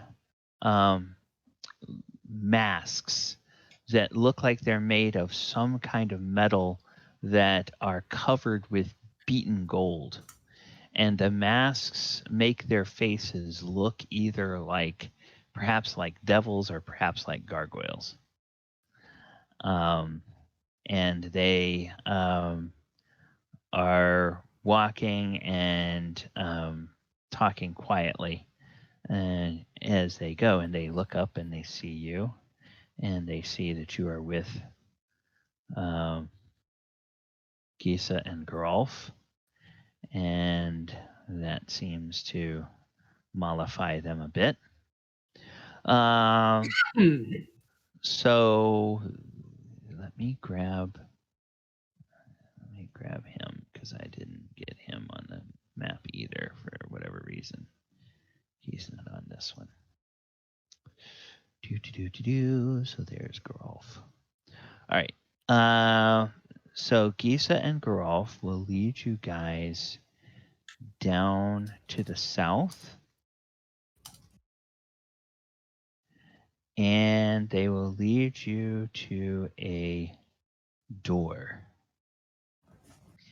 And this is a wide door that is a heavy oaken door bound with iron. And so they go on ahead. Are you guys following? Yep. Okay. What do you mean? Oh, and she will try to pull you along still on your own. And she says, "Oh, I think you're going to find these accommodations quite comfortable." And she gives you a smile, and she takes the flail off of her belt, and she holds the chain and the handle together, and then she uses the end of the handle to rap on the door several times. And the door unlocks, and it opens. And when it opens, you see revealed before you a chamber that clearly looks like it is meant as a prison. And there is a jailer, and it appears to be some kind of demon. How nice. And let's see, it is a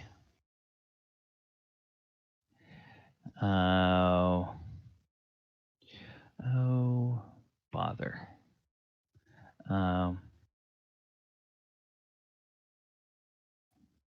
Yeah, it's a demon that has large bat-like wings. It's got a pair of horns off of its head. It's got a tail, and it has a whip at its belt. But the coil of the whip is not leather. The coil of the whip is fine chain, and it looks like it must be at least a 10 or 15 foot long chain, and there's like little spikes on the chain and everything. And the demonic figure grins at you, and it snaps its fingers, and the bars or the doors on the cage is all open. And Gisa looks at you, Eric, and says, "Oh, I'm sorry, my dear, but you're going to have to wait here until the master is ready for you." And the demonic figure that is in front of you says, "Please, ladies and gentlemen, enter. Be my guests." I'm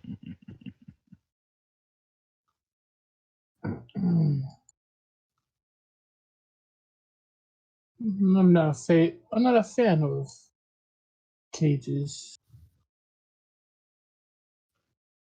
Somebody's going up the other way. And says, "Oh, yeah, Galibar, you start moving the other way, and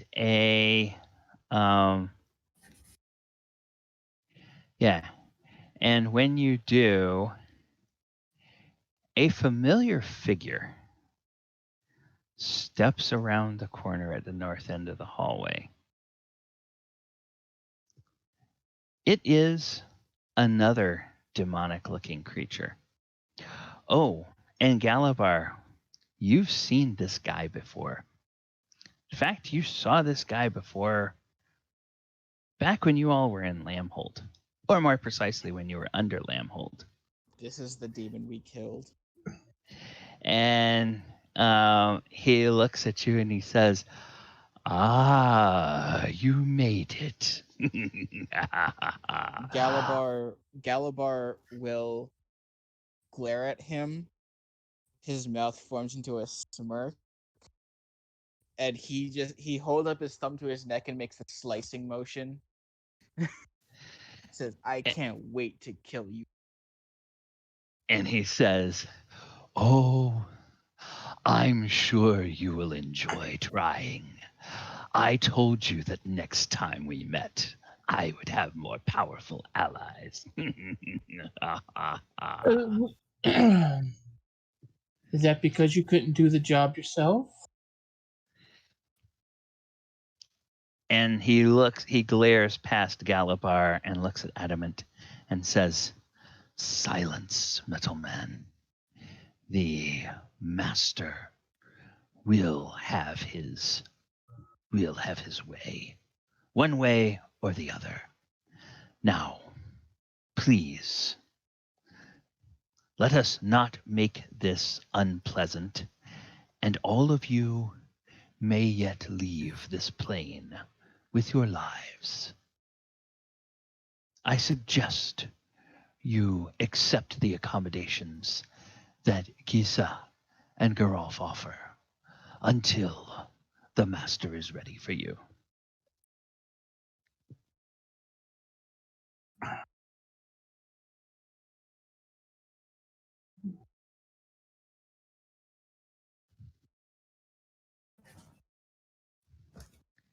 And then he kind of lumbers down the hall, getting closer. And in his wake, you see there come a few more of these guys. They're like 2, 4, 6. Yeah, a total of like 8 more of these guys come. Oops.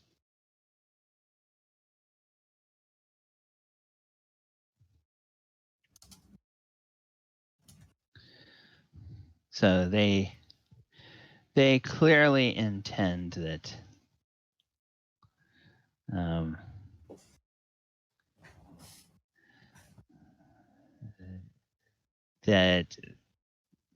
this is, they clearly intend for you to accept their offer of, in air quotes, hospitality. And we are at 4:00. So we're halfway through our session. So this might be a good time before we enter into this cell area. Might be a good time to take a break, and you can use some of that break time to sort of strategize what you guys want to do at the moment. So far, other than the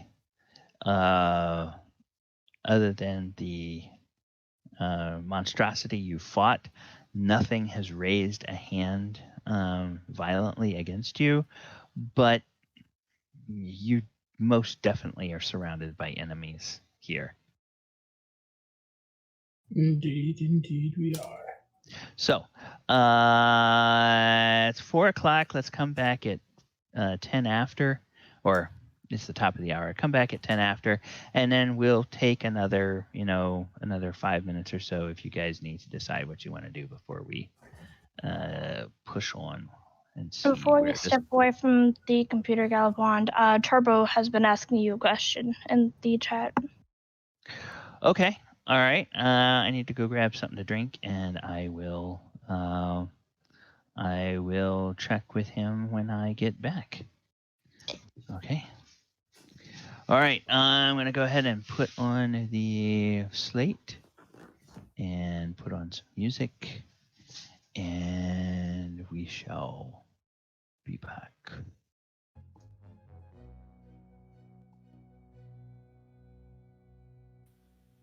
We're free to talk now.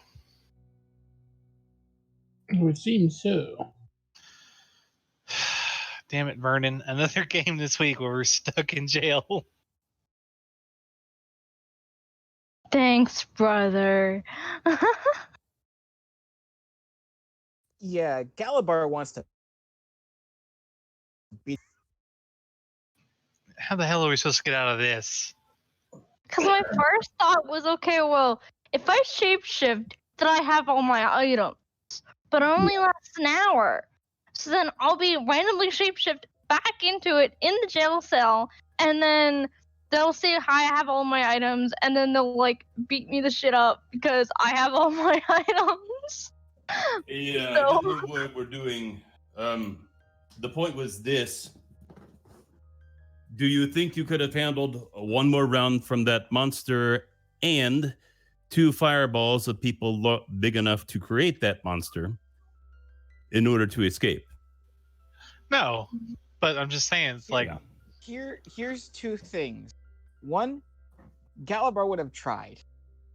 Right. And 2, And that's You're exactly why you got silenced. he's at the point where if you tell him to be silent one more time, he will break your jaw. Then you will never see Griffey again. Galibar really, You don't love Griffey that much? For He's just Griffey's sake? 1, he's just met you. But Griffey. And he's known Bellman for a week, and nothing Bellman has ever done has endeared him at all to Galibar. He has told him to be silent 4 freaking times. He has insulted him over and over again, and he has so punch him in the basically face. said, Griffey makes up for this now. Galibar really wants to beat the living hell out of him, but Griffey will. Yeah, you guys gotta earn Galibar's respect. Hey, I think Elora already has the respect of Galibar. Kind of. In a way. He kind Slightly. of likes you a bit. Nice bird. I got a bird. He's known you for 3 days, so Actually, it's been 6 days, but yes. Yeah, I had to keep in track because of my thingy thing, so. But still, Galibar does not take orders. Even when Xandri was like our technical like leader, she didn't order him around. She didn't like. He'll do the right thing if you don't make him angry.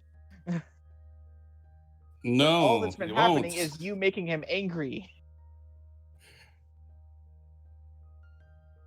There's no way in hell he's gonna give these people his weapon. That's no, they know that's not gonna happen. Galibar never does that. Your weapon's not worth your life. I would say put in our magic bag of holding, then like it's safe, but They would just destroy the freaking bag of holding.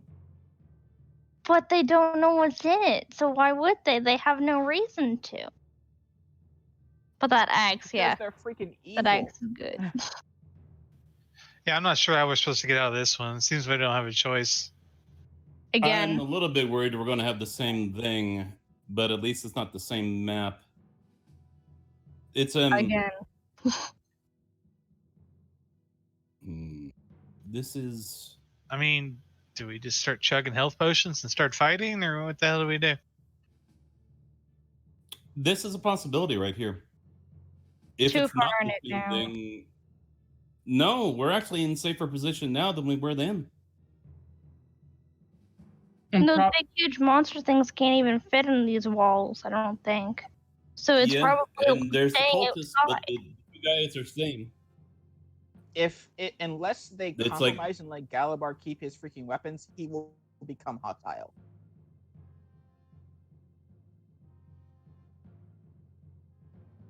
Galibar is not gonna. They already took one of his axes, made him angry. They're not gonna take another one.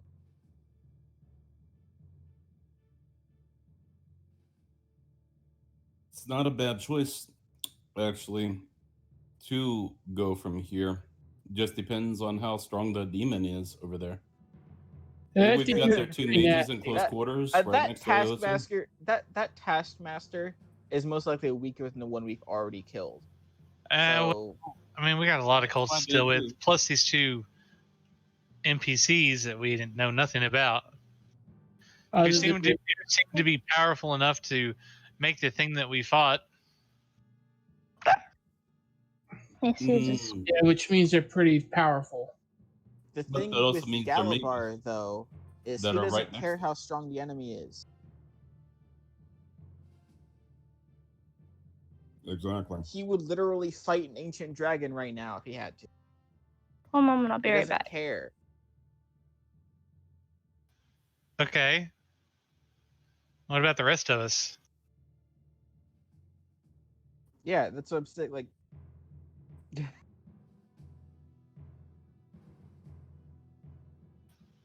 yeah, okay. So you don't want to surrender, is what you're saying. Galibar, he's very, very angry right now. Okay. Yeah, but what's his wisdom? Huh? What's his wisdom? Probably shit. 10. That's average. 10. Okay, so he's not like angry. Okay. So you want to irrational when anger. Okay, so we'll let you just get yourself killed, I guess, and we'll just kind of surrender, or what? Actually, despite the fact that he thinks Galibar is doing it for petty reasons, these people are. Eric is like counting up the dice. It's like, we're gonna fight now, we're gonna fight later, and he's like, I see a tactical position. We can create hit points all over the place. We've got a nice little tunnel. We got a nice little situation that favors our abilities over mage's abilities. It's like, we could probably do this. We could win this battle from here easier than out there. The thing that the problem is, they want to take our weapons. Galibar doesn't care about being put in a cell. He cares if he's weaponless.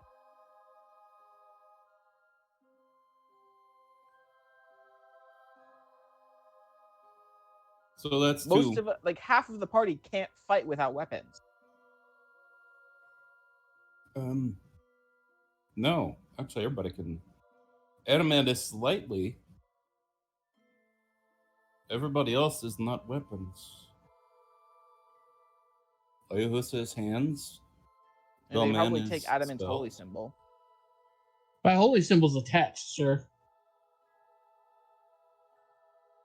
It's part of him, literally.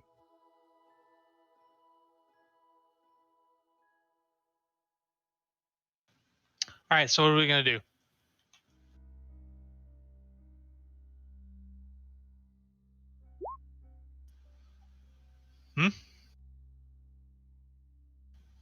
Game plan. I need some healing other than that. Yep, that's the mantle. That's what the mantle is for. That's what Elora is for also. The thing that appears to be happening is Galibar is going to get into a who's this bigger contest with somebody. And then Eric is going to say, well, good a time as any. And he's Is this some kind of story plot from one of y'all's characters? Yes or no? I'm not sure. Yeah, I'm highly sure. he plays that close to the chest, remember? Who does? Gally. What do you mean? It's your character, or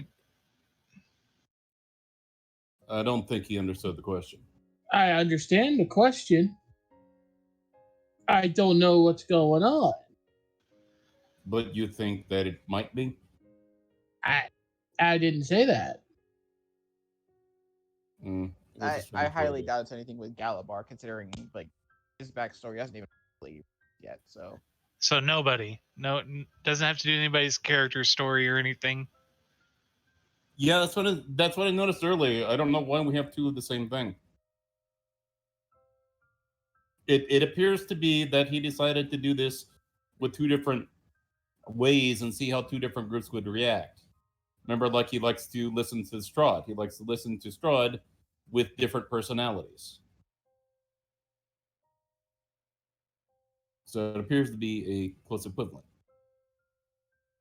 I don't know. Without any kind of like, unless this is some kind of built-in storyline where somebody saves us or something, I don't see how we get out of this without just fighting. It looks like it's leading up to the master is going to give an opportunity to turn. It looked like that weeks ago. So on that one, that's again, I'm thinking this is the same thing. Maybe he really wants to run an evil party. No. Yeah, it doesn't sound like him, but how do you end up in the same place in two different games without that's probably that? just reusing a Why map. does this guy do that? And also make two different maps for it? Well, I think one thing that we do need to say is whenever we're in our Sunday game, we can't think about our Thursday game because it's an unfair assessment of the situation. Don't even want to bring it up.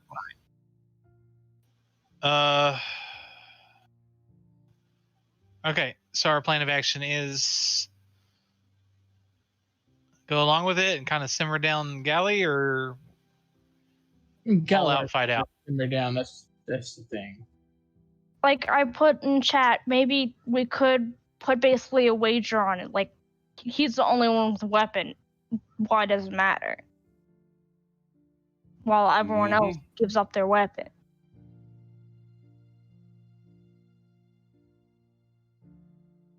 But I'm not sure how well that's going to play out, if he'll accept that, or so on and so forth. But no, I completely can see from Galibar's eyes, he just lost his basically baby, and they have it, and now he got another one, but he doesn't want to give up his other one, so why should he give up this one? Like... All right, guys. Unlike someone who give up their sister. I am back. I was addressing. Thank you, Ivy. Does Elora have inspiration? No. Okay, give Elora inspiration for letting me know there was a question from chat. I didn't want to interrupt you guys talking, so I was just typing replies to Turbo in the chat. He wanted to know how to do the turn marker thing, and it's basically an API call that you can find over on GitHub. And so I advised him, like somebody advised me, make a test game that doesn't have any real players or things in it. Just make a few test characters, throw a few monsters in there, and make sure it works the way you want it to. Because the first time I tried to put it in, it wasn't quite working right, and I had to fiddle around with it a little bit. But apparently I did something wrong, because it was essentially like a copy and paste out of GitHub and put it into Roll20, and it should work. But you always want to test those things on in a test environment before you make them live, just in case they mess up something with your game.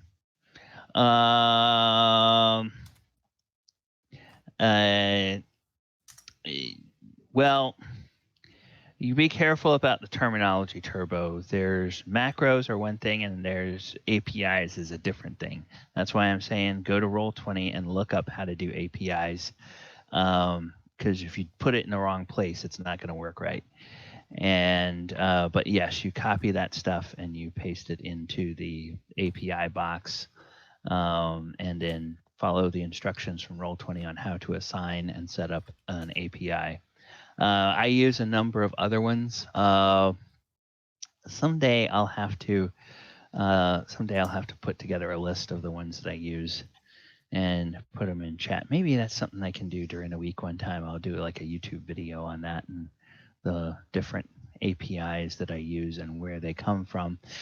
They are all things that I have discovered from watching other D&D streams and seeing other people do stuff. So nothing that I do is anything that I've developed myself. It's all stuff that other people use that it's like, oh, that's really cool. That looks like it saves a lot of time. And that's why I use them. It's because they are time saving. Or they help everybody remember where things are in the sequence of combat and such. All right, so we're going to get back to the game now. And when we last left off, you guys were being invited, coerced, bullied, strong-armed into going and sitting in these cells. And they appear to be waiting for you to do that. And Gisa will look at Eric, and she will say, "Oh, darling, the master will be along soon. He will conduct his business with you, and then we can have some fun." And she gives you a little smile, and she gives you a gentle little tap on your forearm with her hand, and she says, "Now you would want to have fun, wouldn't you? I'm afraid if you persist in resisting, well, I may have to find somebody else to have some fun with." Persist in resisting. Yes, go along. And she takes a hand and puts it on your back, and she applies a little bit of pressure. She certainly is not trying to overpower you or shove you, but she's, indicating that you should go on in and walk into one of the cells that is open now, and all of the cells are open. How about this? Get rid of the cackling man with the whip, and we'd be more than happy to have a rest. This is not etiquette. You like control, don't you? Hey, look, buddy. And this is the guy with the whip in the room. Look, buddy, I'm a guy with a job to do. Come on, get in here. Let me do my job without it hurting you any more than it has to. You do what you're told. I won't lay a finger on you. And I'll make sure that nobody comes in here and bothers you too. Unless the master says so.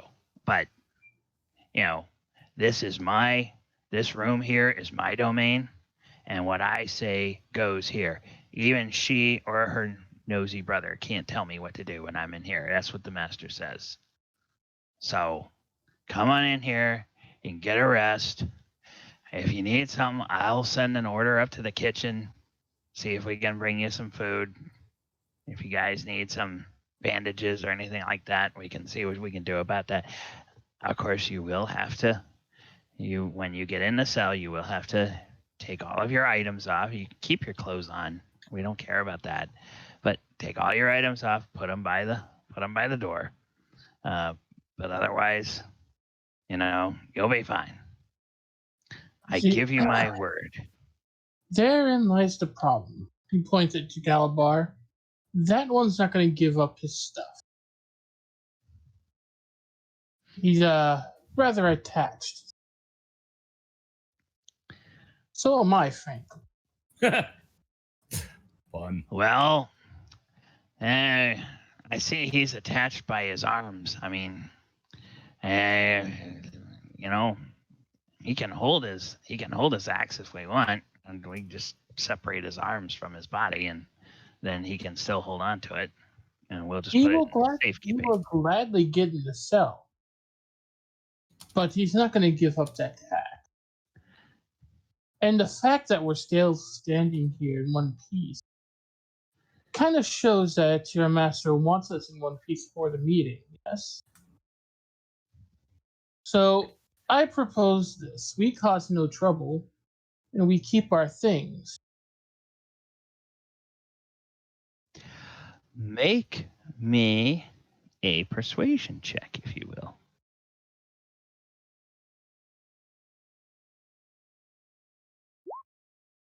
I'm going to use my inspiration on that. Okay.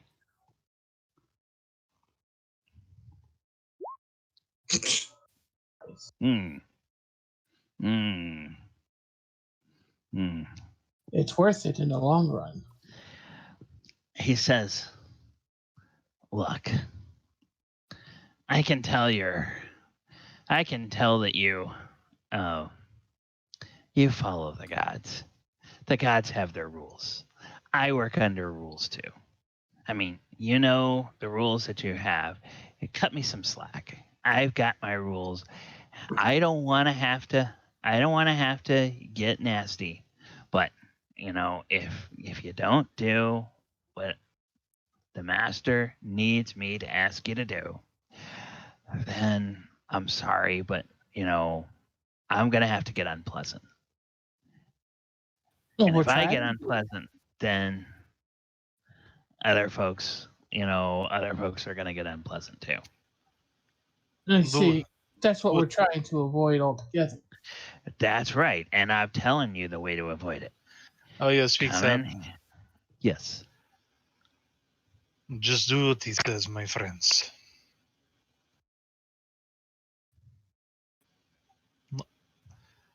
Sir, what sort of beast are you? What sort of thing are you? What sort of thing? My God, I'm a living creature. You're Yes. That's demeaning. That's demeaning to call me a thing. I have Yes. rights, you know. This is exactly my point. You're holding a whip and telling us to rest. This is exactly how it's felt. If you were interested in come inside, rest, one, it wouldn't be a cell. Two, you wouldn't be holding a whip and cackling about it. What sort of thing are you? It's the equivalent. Why can't we do this civilly? Look, I don't make the rules. I just follow them. Hey, I empathize with you, pal. I mean, I don't like everything that I'm told to do, but I wind up having to do it. Otherwise, there's consequences. And this is a situation where I have to ask you to do some things. And if you don't do the things I ask, there's going to be consequences. Now, I don't want there to be consequences, and I don't think you want there to be consequences. So let's just all cooperate, and, you know, you'll get through this as well as you possibly can. Roll me an insight check. Anyone or just him? Anybody who can hear and see this guy. Gallibard, roll with disadvantage because you're so far away.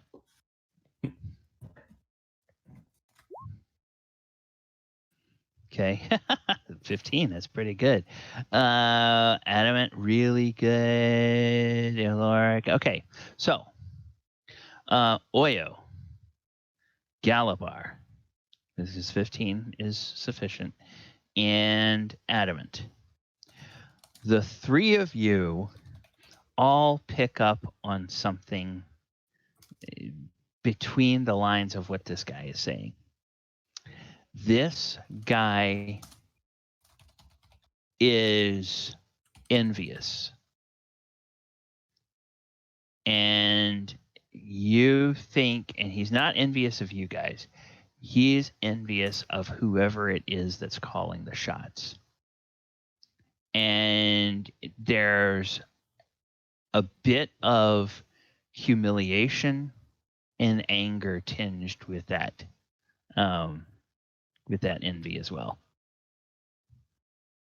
Well, I has no clue what to do with that.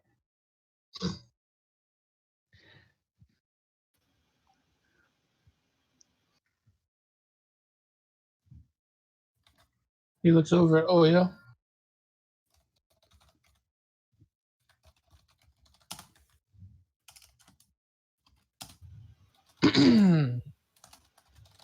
Yeah, and If anybody can use that to their advantage, it's Oyo. Oyo speaks up and says,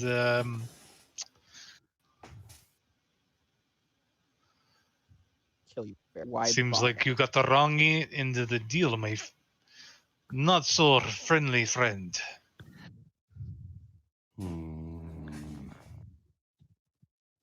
He looks at Oyo and he says, very I think you and I can talk. Come on in. I'll tell you what. You guys come in, get into cells, make yourselves comfortable. And then once you see that nothing bad is happening, we'll make the crazy lady and her crazy brother go away. And then we can talk. Indeed.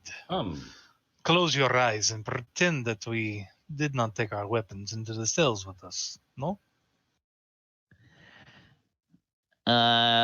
Make a persuasion check.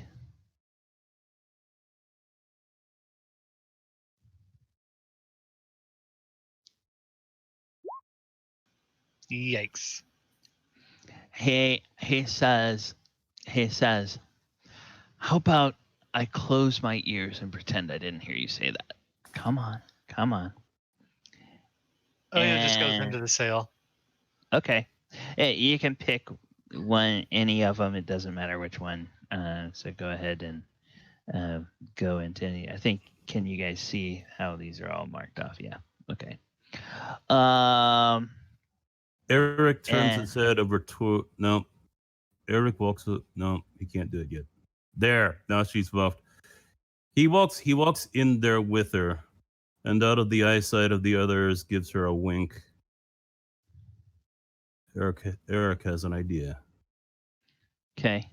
And I guess implication that they're leaving weapons here when they do that.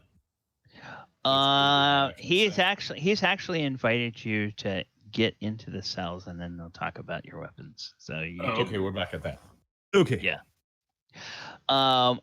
As soon as Eric moves away from Gisa's side, Geralf relaxes a bit, and then without waiting for anybody else to do anything, he just begins to walk up this corridor this way, and he disappears from view. What could we see up the corridor when we were passing by anyhow? Sorry? What could we see up the corridor while passing by anyhow? Oh, I'm sorry. Yeah, I need to reveal this area. Doot. It just goes up a little bit and then it turns right again. And it looks like the hallway must run just past the end of this chamber. That is a holding area, detention area here. And then let me go. I need to grab this. And then I need to go here where...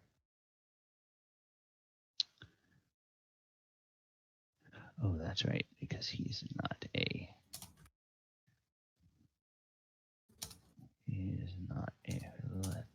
Let's see. No. All right. Okay. So we will go ahead and put him here. DM, you're still on the brakes. Oh, does but. Sorry about that. Thank you.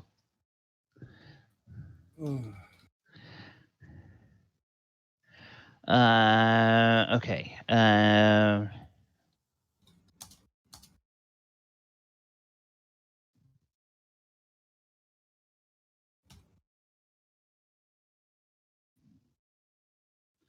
Yeah, there we go. This is, oops. Okay, anybody else moving in? Yeah, Adamant will move in. Come along, Galibar. Galibar walks in, his grip on his weapon super freaking tight. Okay. Nothing's freaking gonna take this from him. And as he walks by Eric, he's giving him, if looks could kill, you'd be on the river stick. Okay, He so is giving Eric the freaking death grip. Eric and Elora, you go ahead and choose one of the places to go into. As you step away, Eric, Gisa will blow you a little kiss. And then she will turn around and she will wander back off this way. And go back up. Delightful. Okay. All I right. didn't like the way that door was, but that's okay. Yeah. All right. Okay. So, soon as you get into, this is good. Yeah, as soon as you guys get into the cells, the doors to the cells will shut, and they lock with a click, and this guy goes over and he pulls a chair up in front of the door, which he closes to the hallway, and he sits down. And he says, "So, what brings you here?" Cute. Or don't you honestly know? Look, I told you before. I just do what I'm told to do. The master gives me a job, I do the job. It's not pleasant when you screw up in my line of work. Trust me. So please, what exactly is your job? Just to guard the people that they put here? Well, right now, I hold the title of Taskmaster. And so, yes. Hey, I should be doing something that is helping other people be productive. But, you know, for whatever reason, the boss is a little angry. And so I get to be the one that has to sit here and babysit the people that they bring and put in here. It's just kind of demeaning, you know? So we are Imagine not if people you're here the for. boss. And he looks between the two of you and he looks over at Oyohusa. He says, "I knew I liked you." Says, "Yeah, one day, you know, it kind of works that way. If you do enough things right, eventually you get noticed and you get promoted. And the other guy does enough things wrong, they get demoted." So there's another guy. So the Lord and Lady, yes, and there's another another. Taskmaster. Well, that's the thing. He's not even a taskmaster. He kind of growls, and you can tell that you've touched on something that's really grating on him. He doesn't even do anything useful. All he does is sit around all day and lead people in conducting sacrifices. That worthless. And they allow him to tell me what I'm supposed to do? Oh, that's not good. Oyo looks over at Eric. There's always another guy, is it not? No? You don't mean Bazarnak, do you? Bazarat? He might. What? You know him? And now he kind of bristles and he stands up. And when he stands up, all of you hear a noise. And you look and you see that there is up in one corner of your cells, there is what looks to be like a 20-foot loop of chain that's up there. And as he stands up and as he gets angry, all of those loops of chain just start to rattle and shake a little bit, like they're getting restless. Adamant comes up to this door of his cell. "Come, let me tell you a little secret." And Secrets. And he says, "You're on thin ice, Metal Man." Oh, you'll Very like this. Come. He's not gonna get close enough that you can touch him. He'll stand there, cross his arms, but he's focused all of his attention on you. You know that he was defeated lately, yes? Wait. Bazarnak? Indeed. Wait, he was defeated? Indeed. How do you know? I'm the one he hates. Well, not necessarily. I'm the one that got the finishing blow on him. You got it, but he knows my name. I thought Galibar did a great job on him, from what I understand. Oh, yes. Oh. Oh, now I see. Okay, yes. Oh, wow. Hey, none of you can do illusions, can you? I can do one. Minor.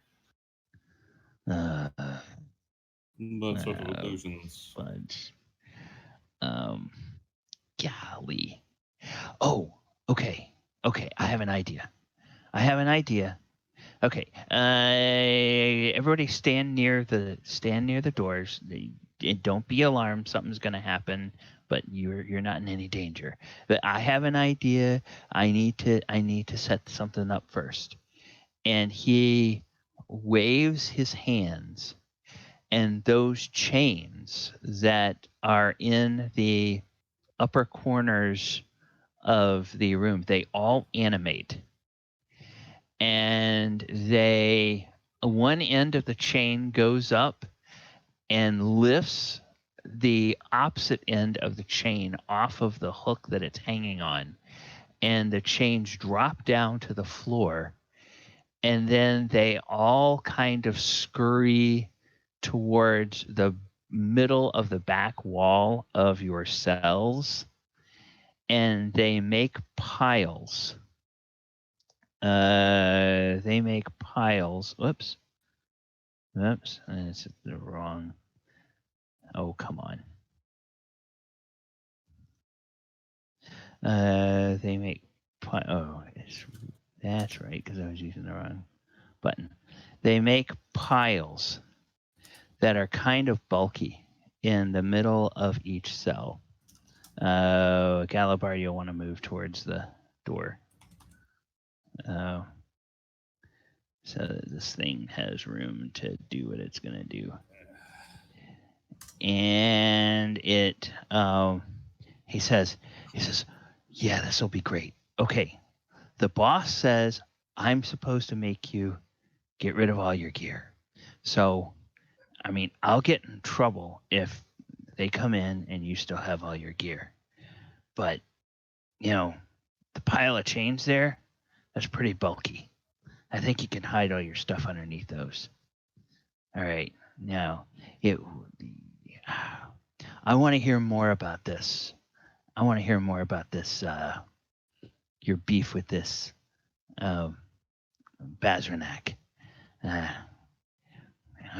think we can get his ass in a lot of trouble with the boss, and then I can be calling the shots, and he can be doing what I say. Oh yeah. Who is his boss? The boss of the boss. Oh. Well, I don't know if I should tell you that. Go ahead and make a persuasion check. I also do have a question as well. He said Sure. keep our clothes on. So would I be able to hide my stuff underneath my cloak? Stuff that's non-bulky, you probably could. Because all she really has is her bag of holding and a wand. The bag of holding you'd probably have to put down, but the wand you could, because the bag of holding is kind of like a backpack. So okay, I thought it was like a poncho on like the side. Okay. Well, wait a minute. What am I thinking of? It is a bag of holding and here it's handy haversack. The handy The handy haversack is a backpack. That's the one, right? Holding is like a 2-foot bag. Okay. Yeah, I mean, you could you could probably put it under your cloak. It's like that big. Okay. Yeah. Okay. So, all right. Thank you, Chris. Does Galibar have inspiration?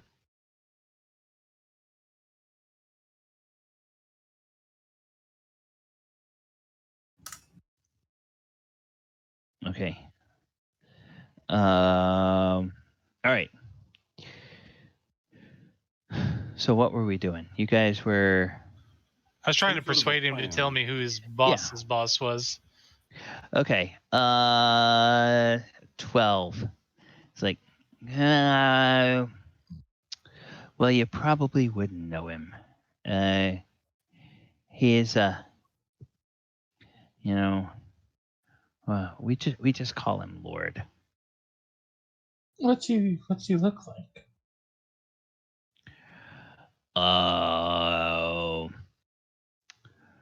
Well, let me just say, if you're not immortal, you probably don't want to see him. Interesting. Does he have a name? Or are you just not wanting to tell little powerless me? Oh, hey. True names have power. Of course, I don't know his true name, but if he ever found out I was sharing the name that he used, I'd be in real trouble. It would be worse than having Bazarnak be over me. So no, I'm not going to take that chance. That brings you to what? Fourth? You're fourth in the hierarchy? The first being the master, the second being the brother and the sister, the third being what's his name? And then he manages you? Oh, no. No. I would say that on any other day, the brother and sister and Bazarnak and I would be on an equal playing field. Bazarnak has been put in authority over me for this mission. Brother and sister, they can go fuck off for all I care. I don't want anything to do with them. What a pity. You hate to see it. So you're roughly co-equal, just depending on who is favored due to the master's mood. Or yeah, you could say that. Yeah, you could say that.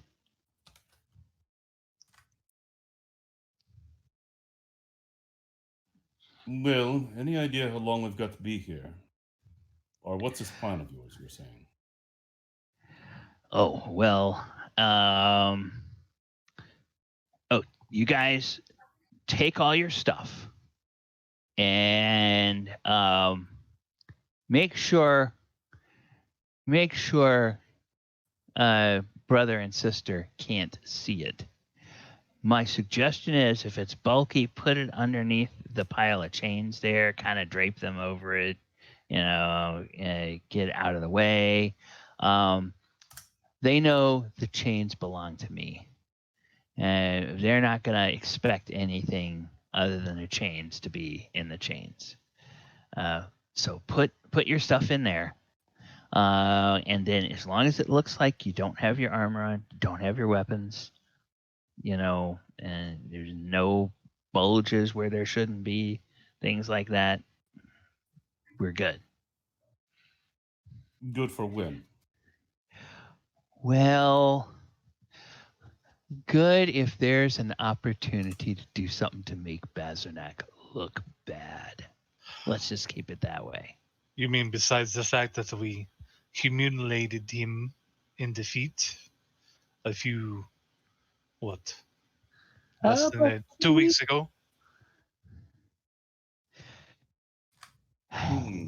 Yeah.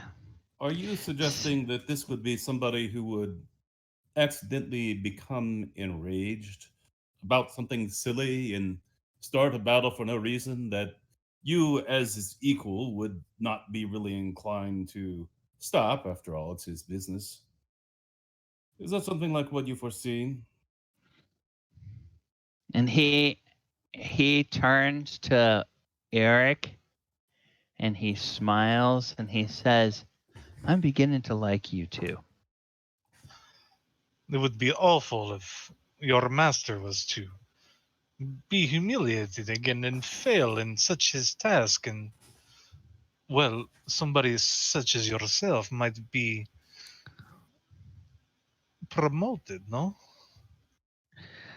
Oh, well, now I honestly, between you and me, I don't expect our boss to really put in an appearance here himself.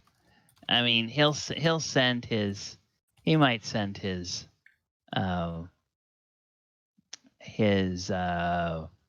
what the hell is the word I'm looking for? Not avatar. He might send his visage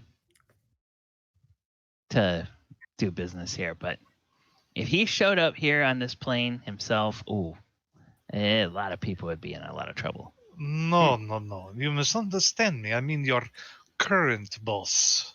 Oh, hey. It would be such a shame for him to be Bazranik. demoted. Bazranik. That's the one you're talking. You know what we used to call him in school? We used to call him Ballsack.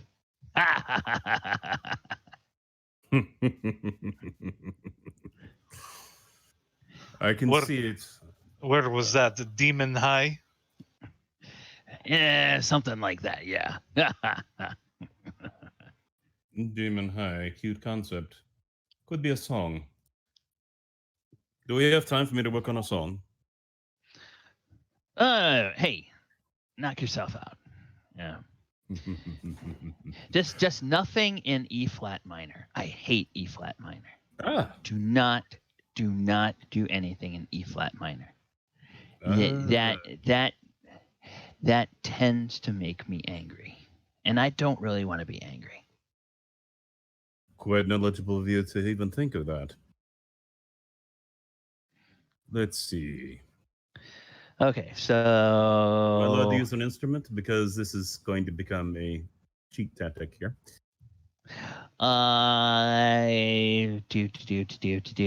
Probably not. Not unless it's an instrument that you can quickly hide. Like, I know you have the magical pipes of the sewer, whatever the pipes of. It's I'm asking about a mundane musical instrument here, literally.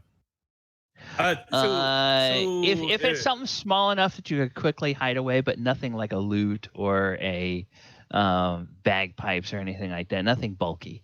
It would have to be something like a flute or a pan flute or something that could quickly just tuck inside a cloak. He's got his something. pan flute. Yeah, he's got a pan flute that can be used here. So yeah, you could probably do something like that. So let's see how Demon High and the what was the joke? Ballsack. Yeah. So he's playing that. So this is obviously a lyrical ditty, bouncy and humorous. And since he's got that going on, there is work on that. Work on that mentally, because Adamant has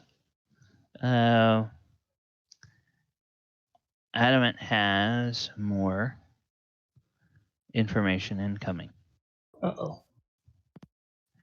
There's the dwarven voice.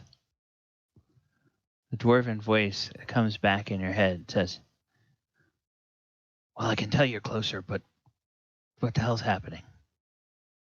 That would be us in jail. Oh, gods forbid. Oh my gods.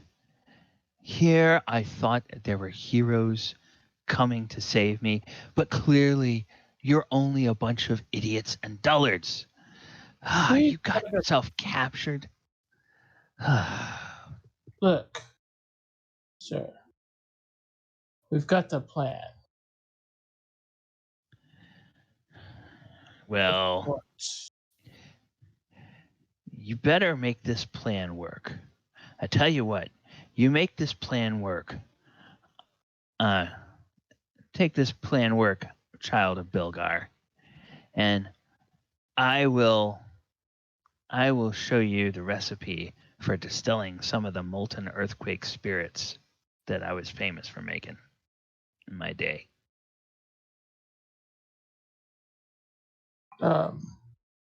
Right. It's like, so let me guess. Room, 6 cells. I got the big demon guy with the wings there with the chains. Is that where you are? That would indeed be where we are. Oh, okay, yeah. I've seen that place. Yeah. If you're handy with magical or mechanical locks, you should be able to get out of there, no problem. Well, we have dirt on somebody he doesn't like very much.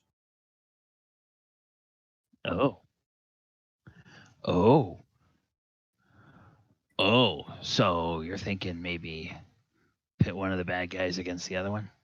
Indeed. Oh, yeah. Okay.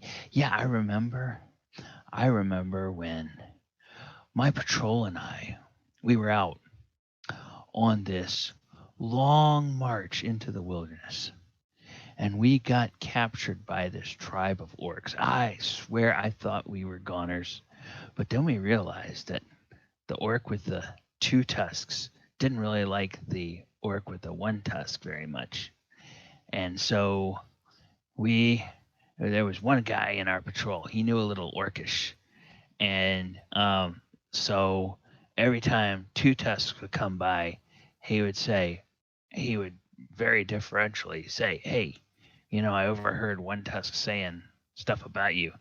And then when 1 tusk would come by, he would say, "Oh, sir, I heard 2 tusks talking about you."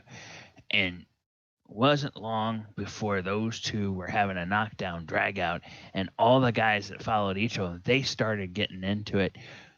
We wound up, between the 12 of us, we killed like 327 orcs and got away with 500 gold in treasure. It was one of the best raids of all time.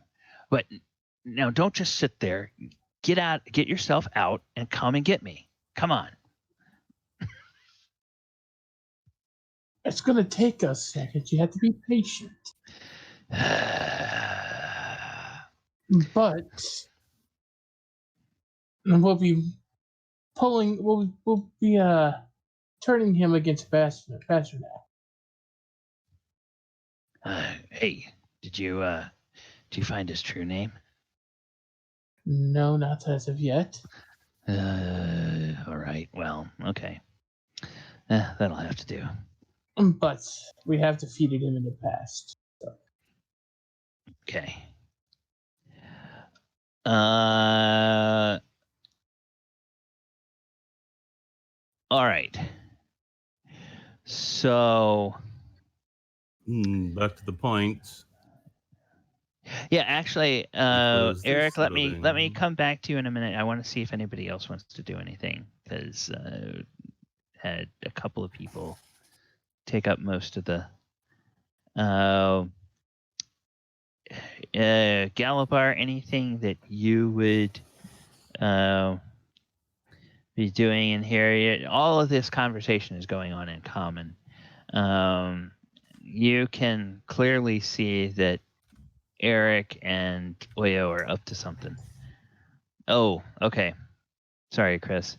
Go ahead and type that, and meanwhile, while you're typing that out, Elora, anything that you want to do other than just securing your stuff underneath your cloak? She's good.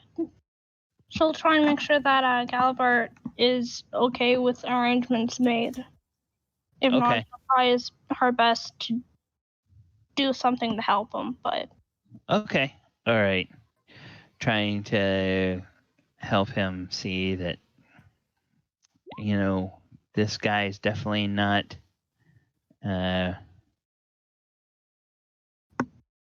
Okay, all right, yeah. Yeah, I think you and you and Elora could probably work that out where you could stick the axe in the bag of holding.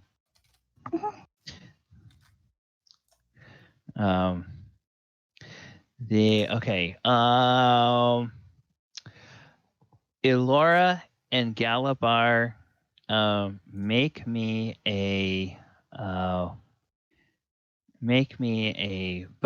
sleight of hand checks, please.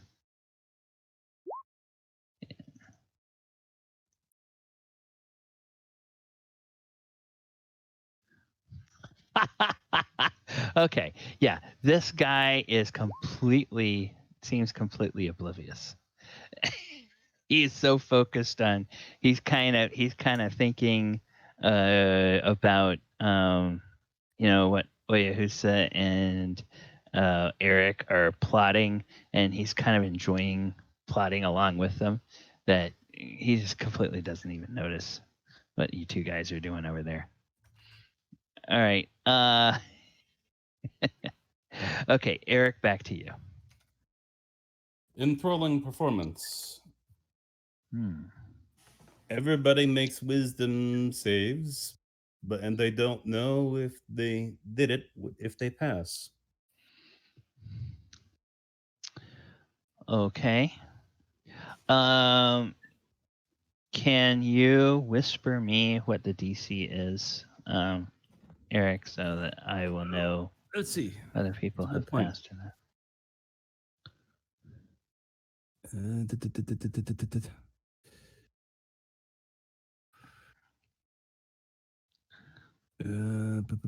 It's been a long time since I used this. It's the spell save. So let's see. Okay, so is your character in Roll20? Because then I can just look it up if you are. Yeah, it's on Roll20, but let me try to use DM Whisper. What is it? Dash DM Whisper? Because I never do this anyway. I think it's just /W and then just put my name in, or however my name shows up.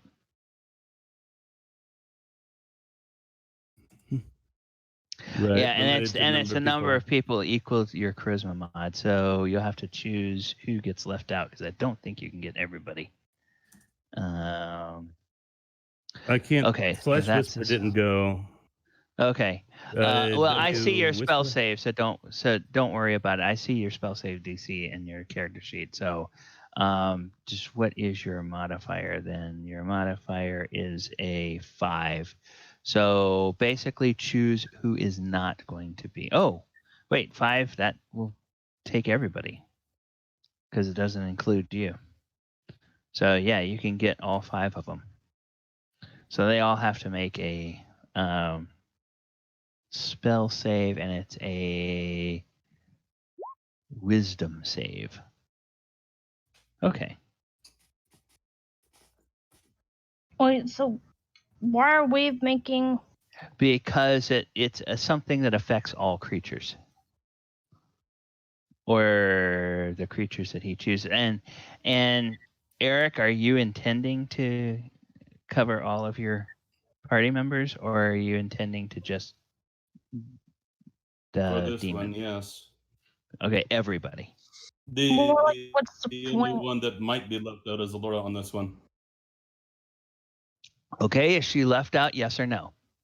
No, not if he's got 5. She's She'd not be the first one to be left out, but it would be. Okay. All right. So Why?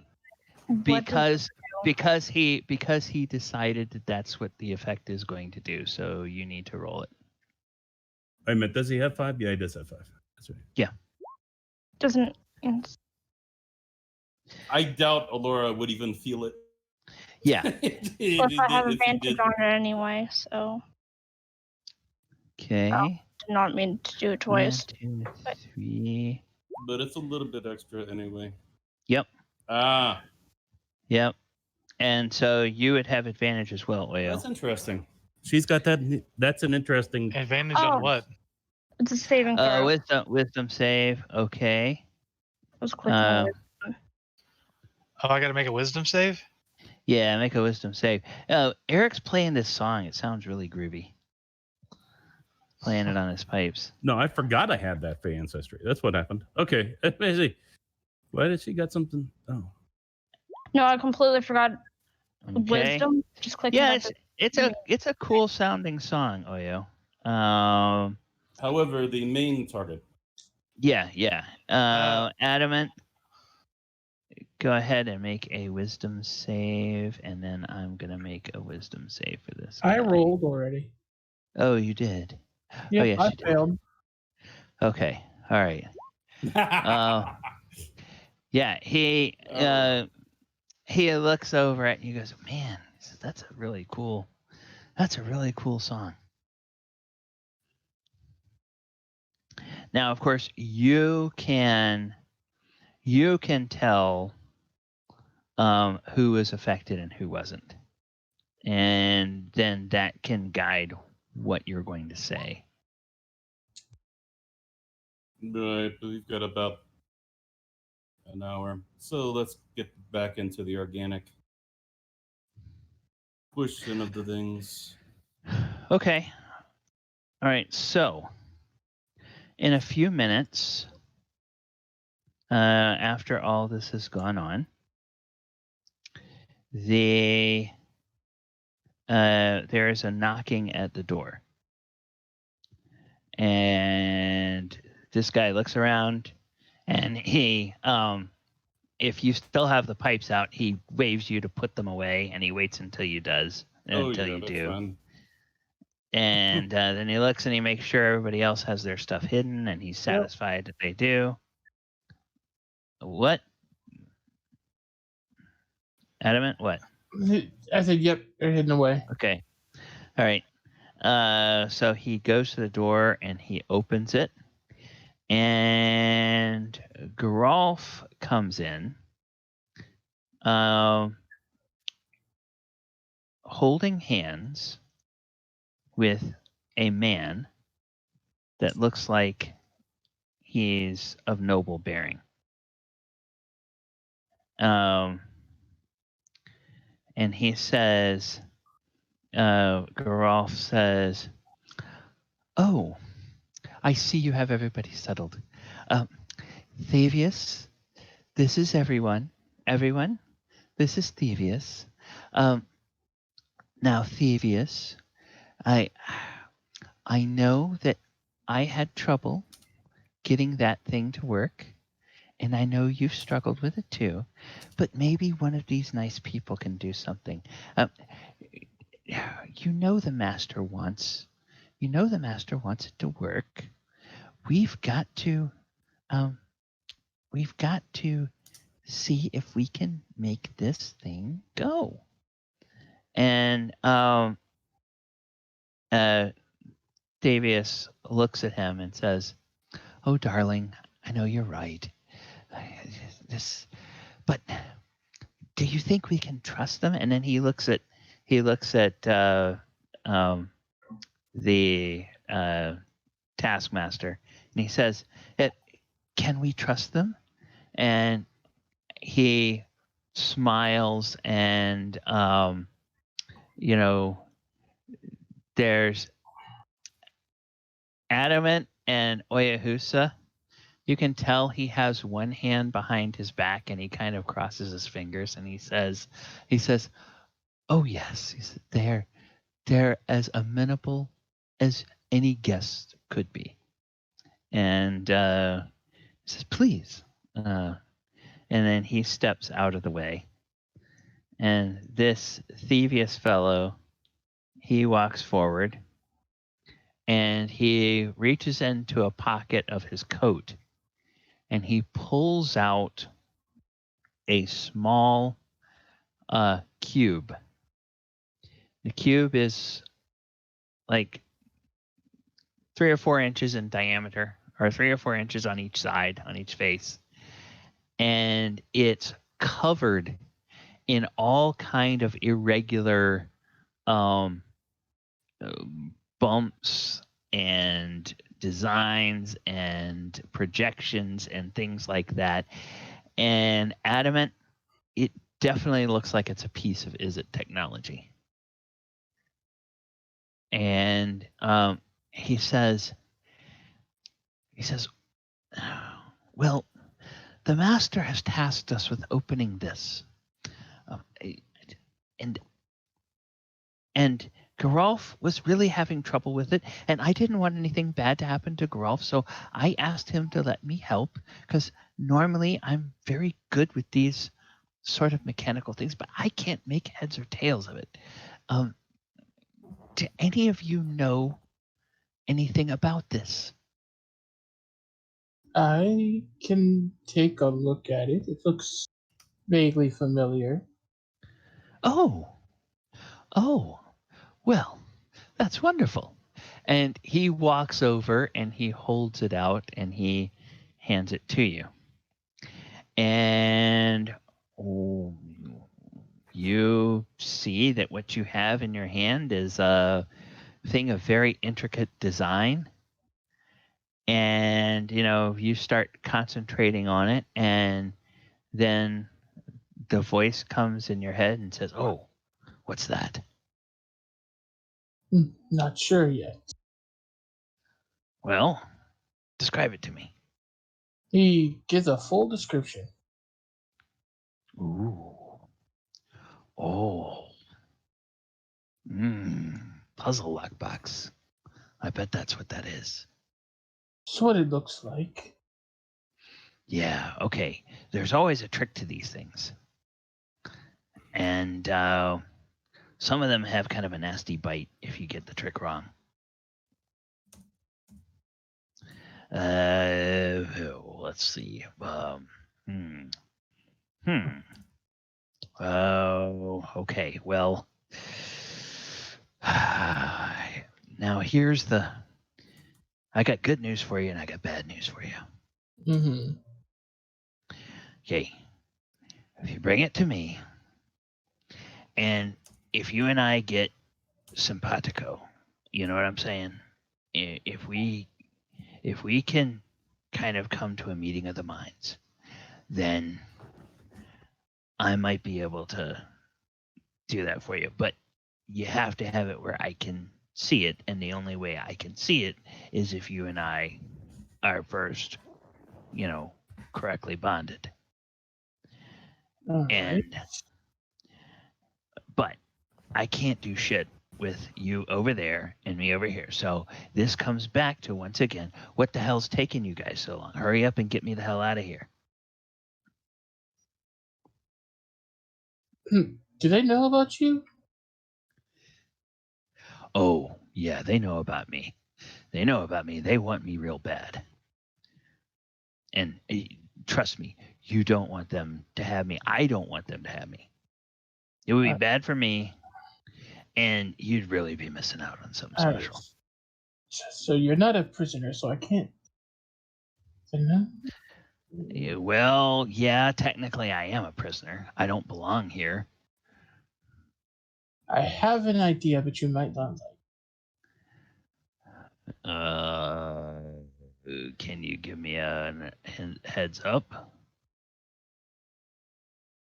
I can tell them that we can get it open, but I need to have you. Oh. Okay.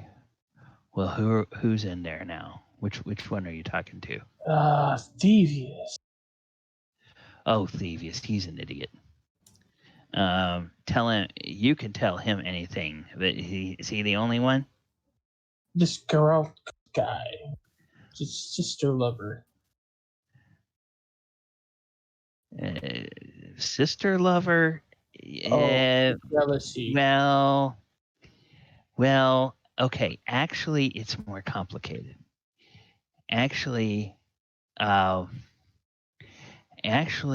he's got the hots for Thievius. But Thievius has the hots for Gisa. So the only way he can have Thievius is if Gisa is there. I mean, it's just disgusting. And it's like, so he will do what he needs to do to make him happy. Oh yeah. All right. I've got this. And you already have leverage on the Taskmaster, right? Yep. Yes, sir. Okay, good. So Good. Okay. You're Adam, doing well. You're doing well. Adamant turns the box over in his hands. I can figure this out, but I'm going to need help. Sevius. Oh. Yes. Well, what do you need? The person I need help for, his name is Lefra.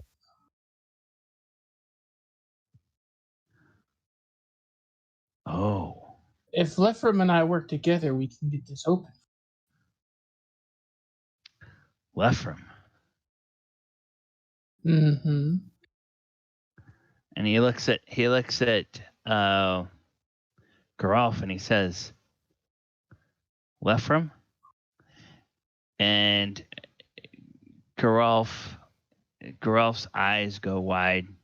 He says, Lefram's in with the boss. I don't think we should disturb the boss. I don't think that's a good idea. Well, I can't get this open without him.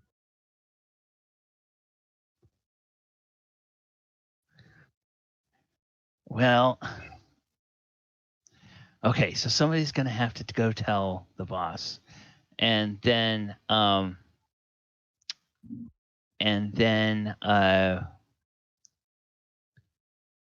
Geralf, he kind of narrows his eyes and he looks over and he says, oh shit, where's my list of names here? Dadgummit. I have this whole list of names. They are all here on some page of this document that is probably up here because okay. Yes, they are. Geralf turns and looks at the taskmaster and he smiles very sweetly and he says, Meruthez,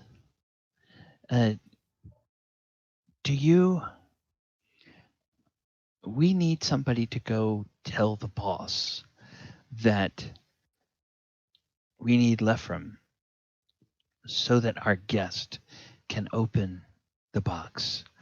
Do you think that's something that you could do? And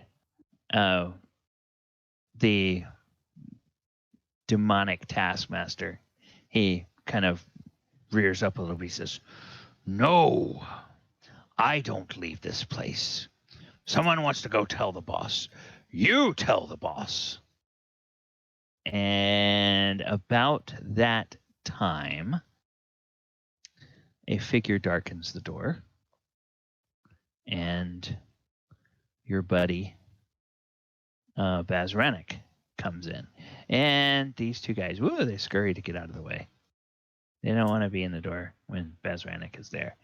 And Bazranik stands in a door and crosses his arms and looks at the taskmaster and says, really? Really? Am I hearing that correctly, Meruthez? You really say that there's something you can't do? I'm shocked. And the way he says that makes it clear that he expects such incompetence from this guy. And the taskmaster, he's really angry with this guy. And he says, sir, the guest, and he holds an arm out towards Adamant. The guest can open the box, but he needs help from Lefram. And apparently Lefram is in with the boss. And Geralf doesn't want to go tell the boss. And Bazranik looks at Geralf and he shakes his head and he says, Geralf, at every turn, you make the wrong decision. At every turn, you squander your opportunities. At every turn, you make poor decisions. All because you let your little head do the thinking for the big one.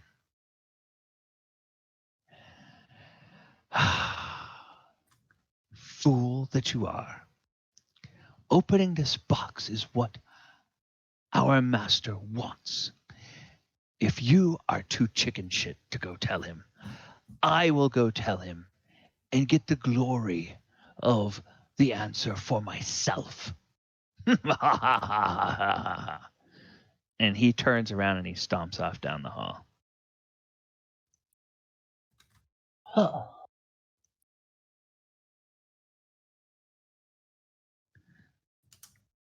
Well done.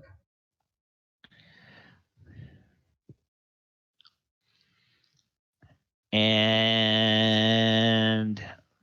there's a moment, it's like about 30 seconds goes by. And then you hear this,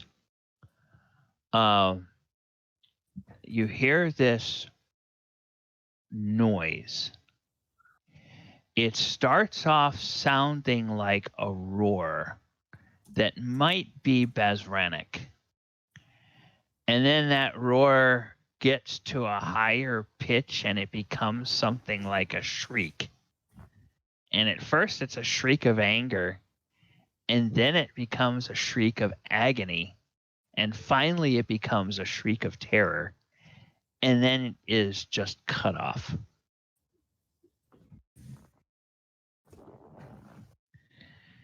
And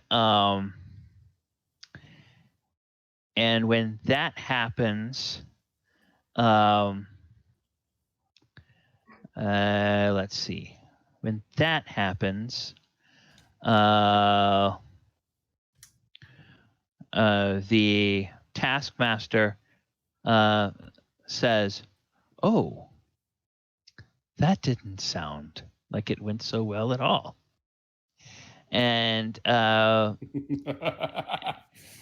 he says, "Oh, Geralf, I'm sorry, but I think we are all witnesses here. That was your fault." And when he says that, simultaneously, two things happen. All of you hear the doors on your cells unlatch, and the piles of chains that are in the back of your cells all leap forward, go around you, and they all wrap themselves around Geralf and Thavius. Oh my. And he the taskmaster says, beware of Gisa. She's still out there, and she can be formidable. If you're in here, she won't have access to her pet. And if you're smart, you can figure out how to keep her from using it again. But I have prisoners I need to watch. And he takes both. He motions for you guys to come out of the cells, and you all, of course, can grab your stuff. Yep. Come out of the cells, and then he takes these two and he shoves them in two of the cells, and he slams the door, and he just keeps them wrapped in the chains. And he says, well, I'm bound to stay in this room and watch these prisoners. I can't do anything about anybody that's outside this room. And then he kind of, he kind of makes it clear that you should get outside that room before anybody figures out what's happened.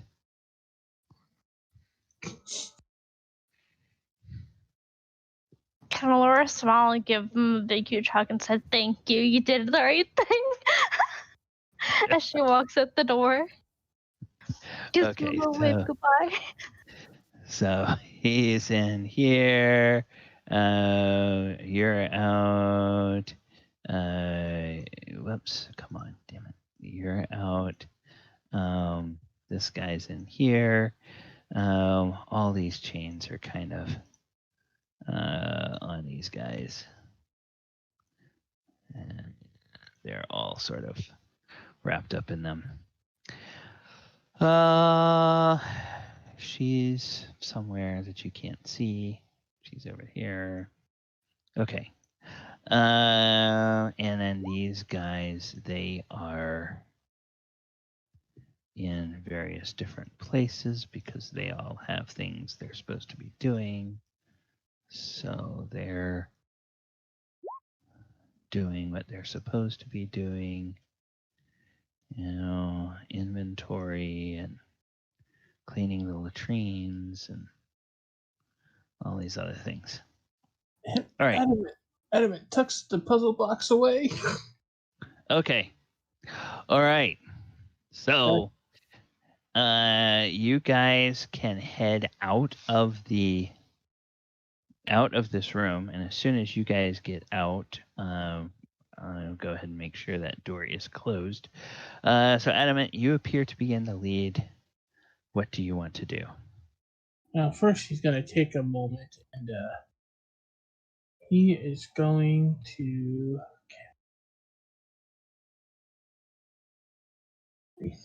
heal himself a bit. I'm going to hit himself with a level 3 Cure Wounds. Okay. All right. Elora, have a look at Galibar. Right now, Mayor Adamant.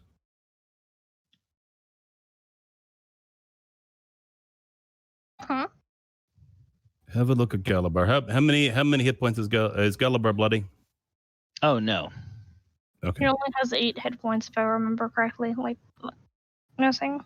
Okay, so all he says there, since he doesn't see Galibar having any problem, is right now, Mayor Adamant. Do what he does.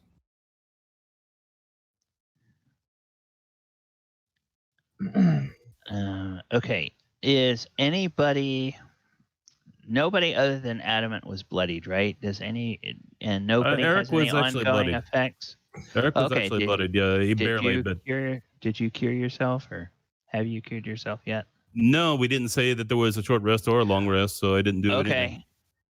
Okay. Yeah, you guys spent the time talking to this guy, so you really didn't take a short rest. You guys could maybe try to find some place that maybe you could take a short rest.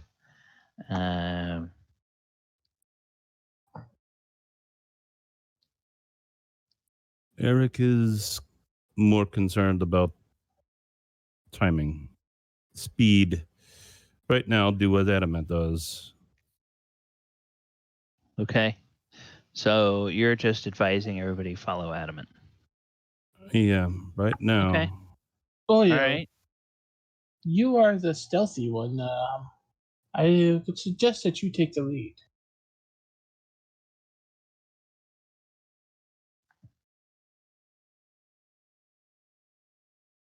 Ken, are you there? I am. Okay. So we're taking a rest? I thought. No. No. Well, actually, that's a good question. Vern, you don't get to decide for the whole party. People, do you want to go find somewhere to take a rest, or do you want to push on towards the goal.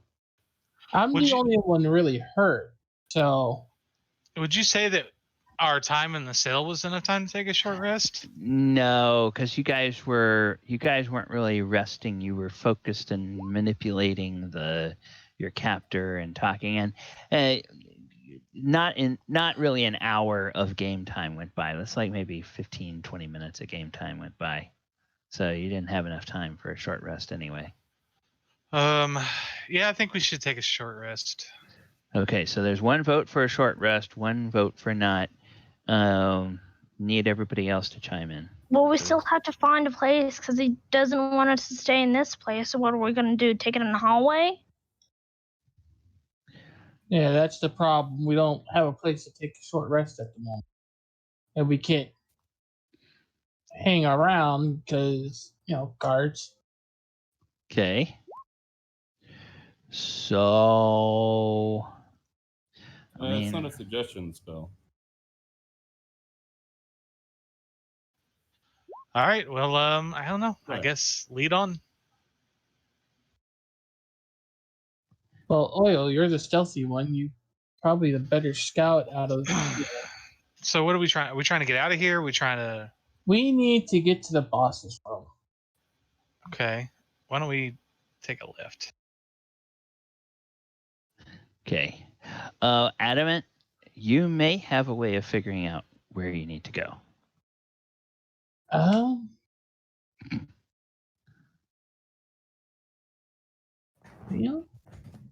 Look at my spells here. Okay. No. Oh. You're missing something kind of obvious. There was a lot of details that we just went over, and it's kind of where I was coming from. It's like Adamant's in the center of everything, but it was a whole lot. Lephram, Yeah, what? where are you? Okay. So did you find a way out? Oh, of the- yes. Oh, good. Good. Okay. I just heard an awful scream in this room. That was Bazernak, I think. Oh, he must have done something to piss his boss off. He Okay. came after you. Oh, okay. Okay. So, all right. Well, yes, I know where I am. If you want to come to me, you go out of that room, you make a left, and then you make another left. Now, are Oh. you coming straight here, or you guys need to take some time to heal up, or what do you We need? would some time to heal, so to rest up would be kind of nice. Yes. Okay, so now you told me that Devious was there, and you told me Geralf was there. What's happened to them? Yeah, they're locked up. Oh, okay. Well, then, why don't you go use Geralf's room to rest up? Where's that? Okay. So let me think. I'm trying to figure out. I'm a dwarf, but I'm getting close to 2,000 years old here. So I've got to, you got to give my memory a little bit of time. Make a left out of there. Okay. Go to the end of the hallway that you can see and make another left. And so that would be up where Oyohusa is. Make a left. Oh gosh.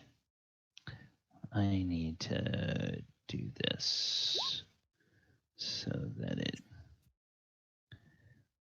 Yeah. There's light all the way down, so you can see all the way down to the end of this hallway. Okay. So you go up there, you look, and he says, "All right, now you should see a long hallway in front of you." Okay. Excuse me, Oil. All right. Yes, I see the hallway. So go left down to the end of the hall. Yeah. Okay. All right. So you're in that long hallway. Now you go. Now, is there anybody around? Do you see anybody out in the hall? I don't see anybody. Okay. There's some of these damn cultists. You got to watch out for them. they're not bad on their own, but if they raise an alarm, then there could be a whole damn pack of them. Adamant, what are you doing? Getting directions to a place that we can get some rest before we go deal with the boss. Do you want me in front or no? Yes. We need to watch out for the cultists because if they raise an alarm, we could have a problem. You're going down to the end of the hall, and then we're going to go left. Okay. No. You already made the left. So now you're gonna go down here and you're gonna pass a hallway on your left, but just pass it. That's Go past no the bueno. hallway. I'm peeking And right in then- the corner. Yeah, peek around the corner and you see this. Whoops, I'm sorry. You see this goes down here, and the hallway continues on into darkness, but about 30 feet down the hallway, there's an iron grate that's bars that are set floor to ceiling there, and the water just flows past it. But it doesn't look like there's anything there. And Looks Adamant, like a good way out, Adamant. the voice says, okay, keep going past that one, and then you'll see there's a corridor on the right up ahead. Adamantly whispering these directions back to Oyo. Okay, now. I look left, I look right. Okay, if you look left, whoops, that's wrong. I put the wrong thing in there. Come on. Stupid thing. Reveal. Okay. You look to the left and you'll see a doorway about 5 feet down. Left from says go right. Go. And to the We've got to go right. And to the right, you'll see a long hallway that goes up and ends in a T intersection. Okay. Go up. Which way do we turn at the T intersection? Okay, you make a right there, and when you go up at the T intersection, you'll make a left again. All right. Go right and then left, Oyo.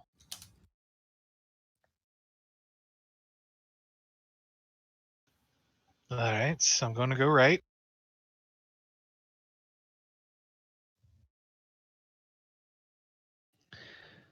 Okay. Yeah, you get up there. Now make a left when you get up there. All right, I'm peeking left and right. Okay. If you peek to your right, you will see this corridor goes all the way back down. Looks like it meets up with the one corridor you were at before. There's a few doors on either side.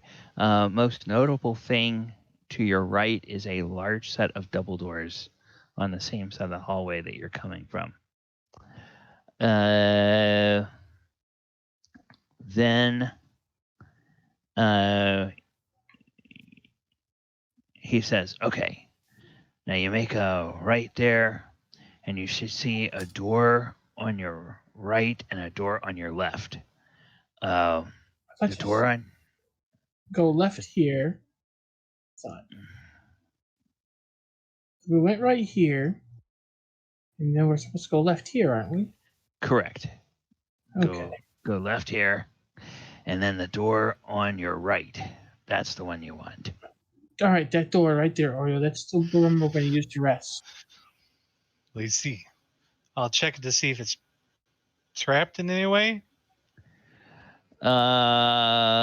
Okay. Roll me a, I guess a perception check. No, it's not trapped. Is it locked? You test it? No, it's not locked. I'll open it.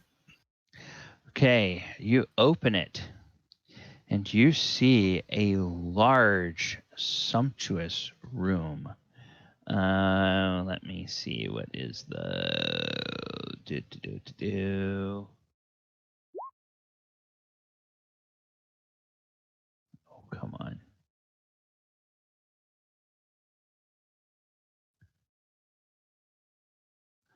Oh, come on. And then this. Okay. Wrought iron candlesticks topped with flickering candles light this room, which is heated by a cast iron stove with clawed feet. Across from the crackling stove is a modest desk with a matching chair.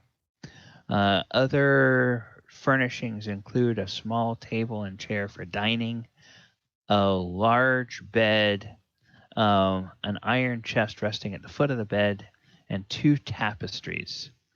One showing spirits rising as lemur devils from the river Styx, and another depicting a dead man hanging like a marionette from hooked chains.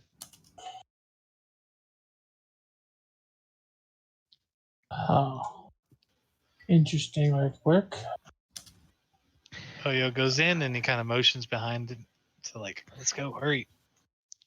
Yeah, and there's also another thing that was not described. Okay, everybody can go ahead and get in the room, and so you guys can close the door. That's very specific. There's an armoire that was not described. You open it up, there's a lot of fancy clothes in there, but then there's also a lot of thick, warm, soft blankets that can easily be piled up and laid down on the floor and would be very comfortable for resting on. And you see that this door will lock from the inside, so you can lock the door from the inside. Yep. Adamant is going to lock the door. Okay.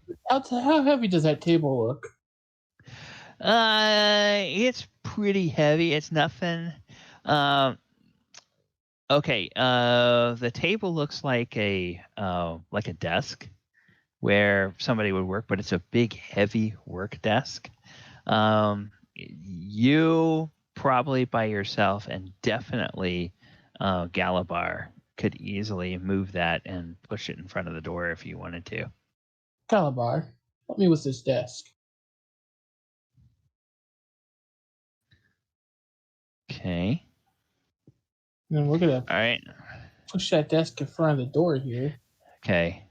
When you do, you notice that there's a few drawers in the desk, and there's like a couple of compartments that have some papers in it, and there's like a couple of quills. You can see there's a nice little quill box that is very fancy, and the nibs have been taken off the quills, and those would probably be stored in that quill box. The papers, a bunch of parchments there that are, all set up. And then inlaid in the surface of the desk, it's like a mahogany. So it's a really dark wood, but inlaid and made with a mother of pearl design is a holy symbol of Avacyn.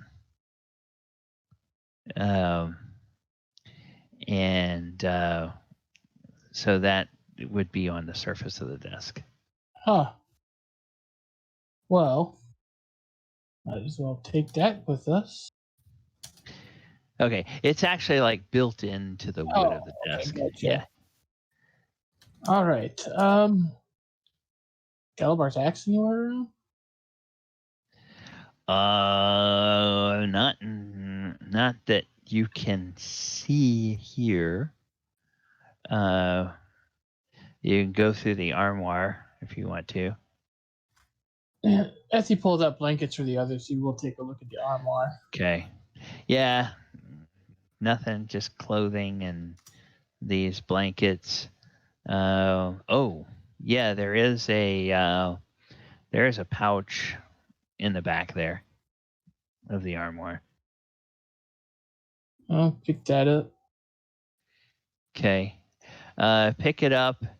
It clinks like coins, and it has a couple of things that feel kind of hard, like maybe they're gems or something in there. She'll toss that over to Oyo. Stick this in your bag for now, I guess. By the way, What is it? it feels like coins or gems. Indeed. And he'll put it in his bag of holding. Okay, so you just put it in the bag of holding. All right. I had better put this in the. I had better put this in the Discord before I forget. Pouch from Geralf's room. 60 pp and 1 emerald worth that. Okay. So there's let us presume that Oyo quickly opens it, looks inside, 60 platinum pieces and an emerald. Nice size emerald. You get it appraised, it's worth 500 gold. And this room was empty, huh? It's Geralt's room. It's Geralf's room. Geralf Yeah. is in the jail cell. Right. All right. So next question: short rest or long rest? I just need a short rest, really. I don't know about everybody else. I've only used a couple of spells. Yeah, short rest is fine with me. Okay. During that hour, Adamant, you will get some instructions on how to reach Lefram.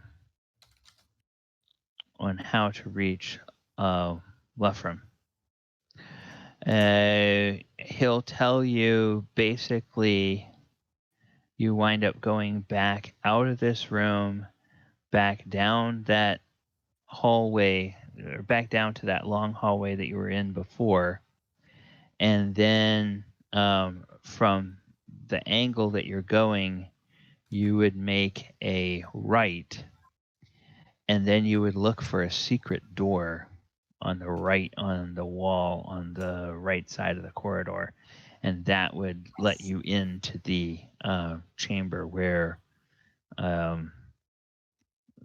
he is.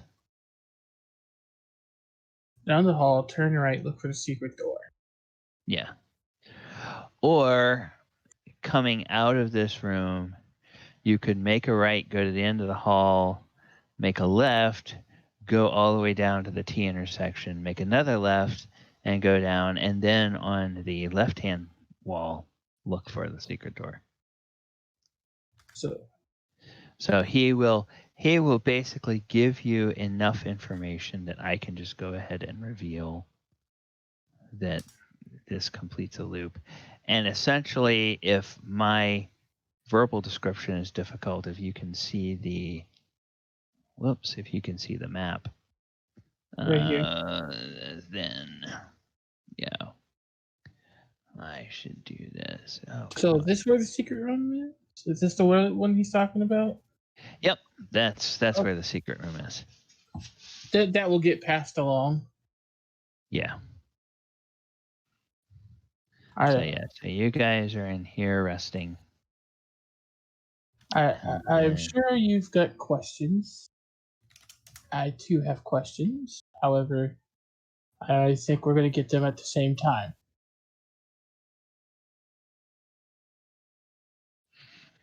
So yes, for the benefit of the other party members, do you guys want to discuss anything during this hour, or do you want to just advance to the end of the short rest? Adamant, what exactly are you doing? A rescue? Of whom? A gentleman named Lefram. He knew my creator. But you're not from here. Indeed. Curious that somebody like that should show up in a connection to Ticinda. Perhaps he's 2,000 years old. So just maybe he would have come upon her eventually.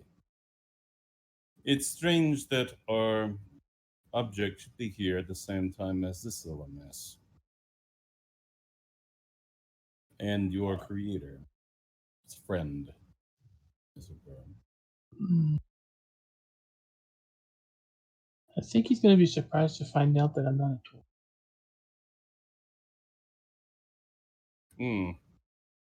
Some misunderstanding as to your identity, perhaps.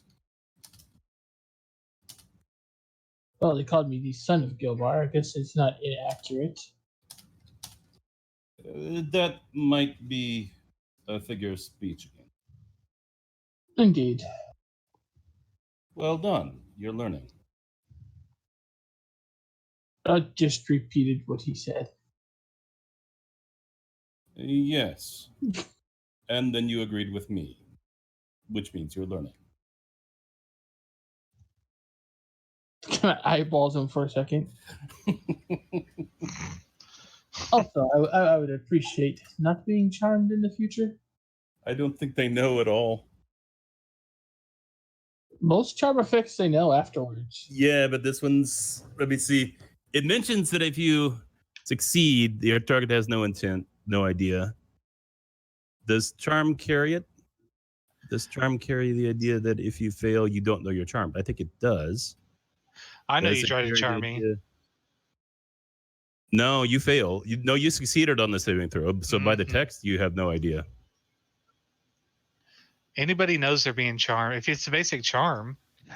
Well, it's a. It is not the basic charm. Spell. Please read the text. Specific spell. Well, what was the spell? Enthralling performance. Let me. I can look it up. There is a question on those that do fail. Do they come out knowing that happened? Okay. Well, we will look that up between this time and next time. But for right now, I think it's kind of a moot point because you really didn't ask anybody to do anything. They may realize that you put some sort of effect on them, but you didn't use that effect against them. Yeah, he didn't give off the air of being. I just would appreciate it if you didn't. Yeah. Okay. All right. That's for this. So, there we go. Save. All right. Good. If a person. So, hour goes by. Can we have a few minutes? Can we go ahead and advance to the end of the rest, or? Yeah, do they're we- ready. Oh, let me roll that. How about you guys get your head points back to where they're supposed to be and everything? Just did. So this Okay. is like a short rest. Yep, this is a short rest. Blah. So he's not gonna be anywhere close. Well, you All can use as many hit dice as you have available, so you can use. Okay. Yeah. I Up to think I 7. got that parry act. Okay. I was about to say, is it bugged again? Yeah. All right. So, at the end of the hour, you guys can unlock the door, peek out, you look, and there doesn't appear to be anybody in the hallways. It all seems to be clear. Let's head for the secret door. Okay, so that's not. Okay. Secrets. So, are we going this way, or are we going this way? There we go. Let's go the way that we are familiar with. Okay. So you go back this way, And then down. and then you go hallway. down this way. And meanwhile, Lefram is kind of impatient. And you go, you get, I would say anywhere in this zone from here to here would probably be a good idea to check for secret doors. It's kind of what you get. I look for secret doors. Okay. Oh, and you have guidance from Okay. What do you want me to Elora. roll? Would be your you know that something is there, so roll the better of your investigation or your perception. It's like a no contest.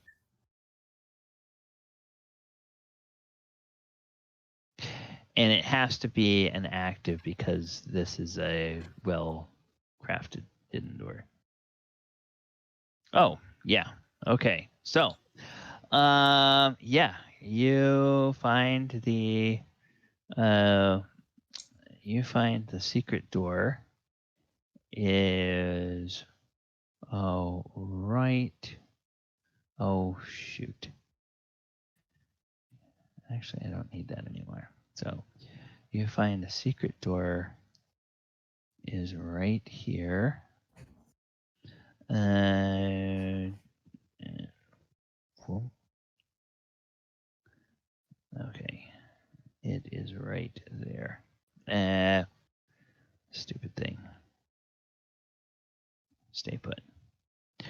All right. And it looks like it has a mechanism whereby you would push in a block on the wall, and then it can be pushed down. And pushing it down seems to operate the latch, and then you see the outline as you pull towards you and open the door. This is what we are looking for, Adamant, no? Yes, yes, it is. Oyo will activate the mechanism. Okay. And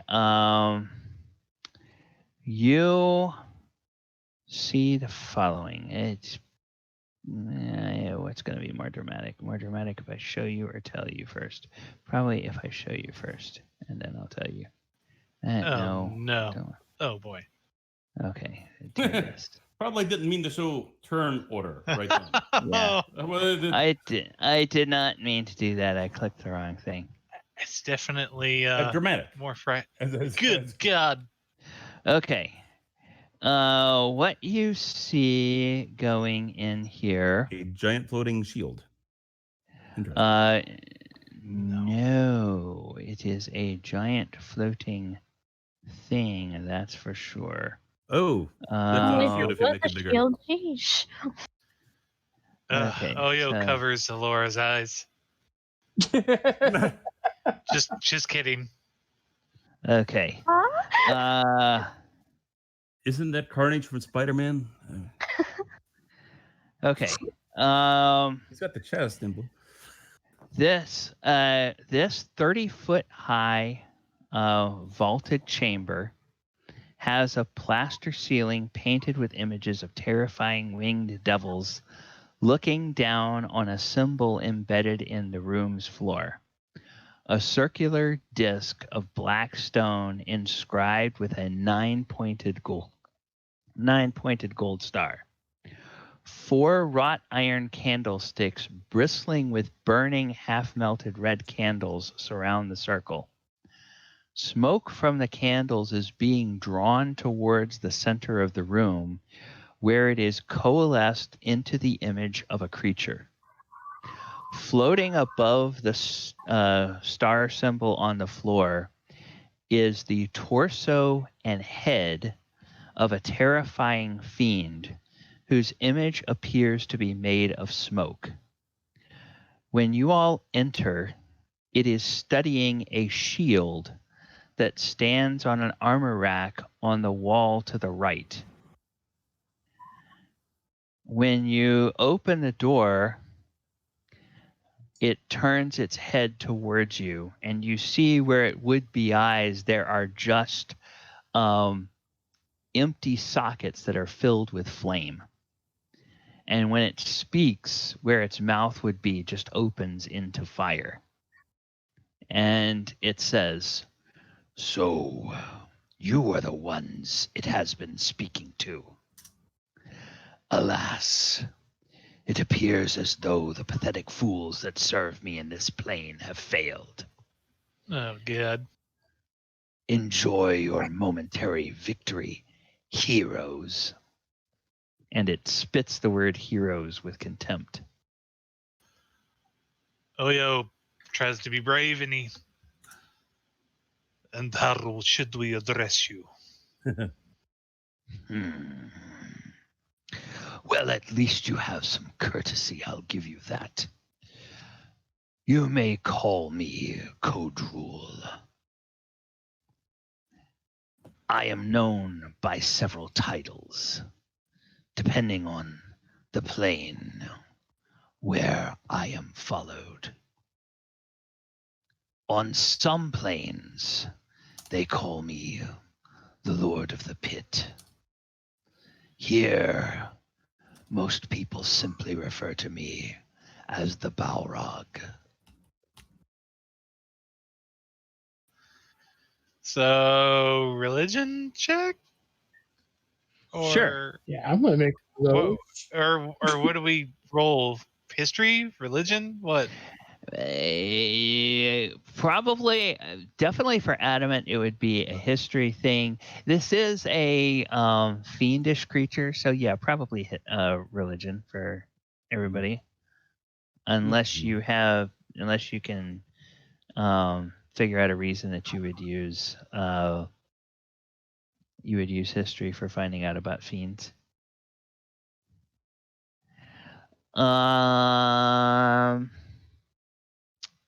Yeah. It total blank for all of you.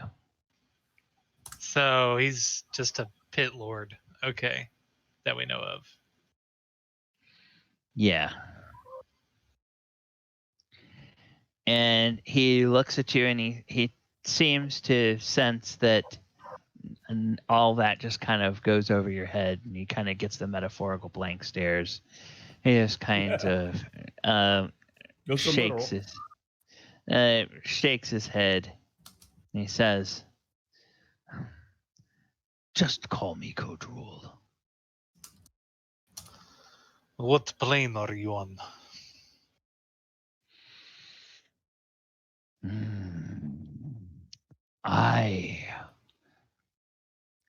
I serve my master as a general on the plains where death and shadow reign. I mean, could you be a little bit more precise? It could be a lot of places. Indeed, it is a lot of places. This ritual room is too small for me to be summoned to Innistrad itself. But there are ritual rooms in other parts of the plane where I can come fully. Would you like me to ask my followers to let me visit you in person? Adamant kind of looks around the room, takes in the size of the room, looks at him and says, "No." Very well. I think that is what you came for. And he kind of nods his head towards the shield. Adamant, And he says, "I see you have the item. I knew somehow that was the key to opening that box." What the hell is he talking about? The shield. Yes, there is a shield on the other wall, and thank you, Ken. I made the handout, but I didn't show anybody the handout yet. I'm actually going to show the handout first to I'm going to show the handout first. Oh, come on. God damn it. Come on. Roll 20, gotta love it, right? It's being a real pain in the keister.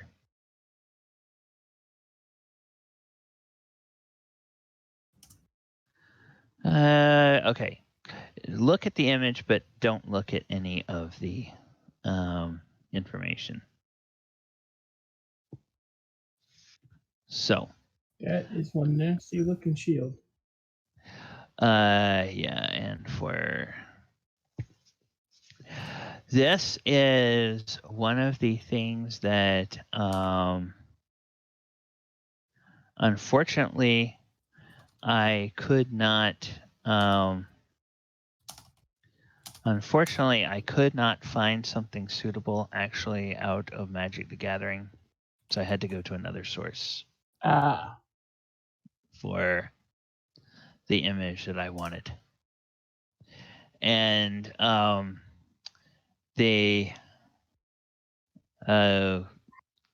you sense Adamant, you sense mental energy coming from the shield, and it says, "Oh, son of Bilgar, you're not what I expected." I get that a lot. But it is you. Oh, yes. And he's going to walk over and he's going to pick that shield up. Okay. All right. I am going to have to redo that handout later in the week and get it to you, but so I will get it to you. It's got a bunch of stats on it and everything and information on it. And then the smoke monster there, Codrule, he looks at Adamant, and his eyes are looking exactly at the spot in where Adamant has the box from underneath the stump. And he says, you got that too. Well, never mind. Your victory this day will be hollow. My master and his forces will prevail in the end. We shall see. Who is your master? Oh, you think you want to know, but you don't. Don't tell me you're working for a bunch of Githyanki. They should be working for you. The Githyanki are but foot soldiers. I would not ask if I did not mean my question. Allow me the small courtesy of knowing how powerful and who your lord is. One might wish to serve, no? Oh, you do have a high opinion of yourself. That's not the way this organization works. If you want to serve, you have to prove you can be trusted with the menial tasks. I would perhaps let one of my lieutenants take you into his service or her service. My master would expect a proven track record before even considering. someone's aid. All right. Well, Oyohusa, in his monastery years, he studied many, many religions, books, ancient tomes. He speaks Abyssal, for one, so this is a demon, correct? This definitely appears to be a fiendish character. So it's not. It's a devil. It's not a. Demon? It is not anything that you would have encountered on Toril. And Oh. unless you happen to find some sort of books in the monastery that had been brought there from another plane, it would not be anything that would be recognizable to anybody from Toril. Makes sense. Well, maybe I can ask Aurora later and see if I doubt I'll get an answer, but you never know. Okay. And then it actually smiles. It looks at one of the clumps of candles, and those candles are burning down, and they're gutting and about ready to go out, it looks like. And he looks at Adamant, and he says, "In a way, I'm glad you found the item. By you completing your task, you are only hastening my master's work. So I should thank you." Does that mean that you couldn't do it yourself?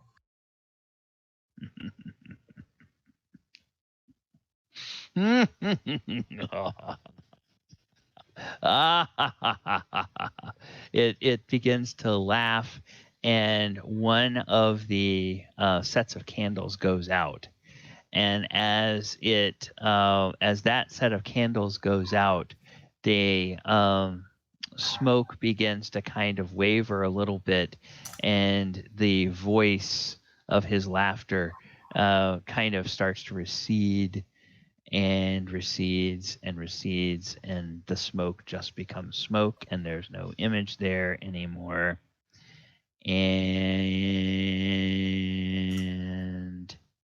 scene. Nice. All right, everybody. Good, fun session tonight. I didn't know how much trouble you guys were going to have with that thing, but I thought it was a pretty decent challenge. Yep. Well, it's nice when your barbarian gets back-to-back crits. Oh yeah, I didn't want to put a bunch of things in there with it, because legendary actions can really change the complexion of a battle very quickly. And if, depending on what it was able to do, if it had landed a couple of those things that it was trying to do, it might have made a difference, at least in how long it took. But I thought it was perfect. I mean, you saw how much damage could do to one person. Yeah.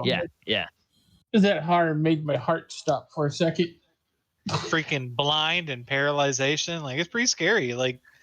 I don't know, we probably would have been in some pretty good trouble if Gallibond had back-to-back crit like that. Yeah, the monster out of Magic the Gathering is called a Skaab Goliath. I couldn't find it. I tried to look for it in the set, but I don't think it's in the Ravnica set. There's 2 blocks, and each of those blocks have 2 or 3 releases. Innistrad, and it's either in the Innistrad block or the Shadows over Innistrad or whatever. It's in one of those 2 blocks, and the template that I based it on out of D&D is I based it on a Mummy Lord template and modified it a little bit to be more reflective of what the monster in Magic the Gathering is. It had a Mummy Lord feel to it. I was like, this seems really familiar. Yeah. Cool stuff. Mummy Lords are tough.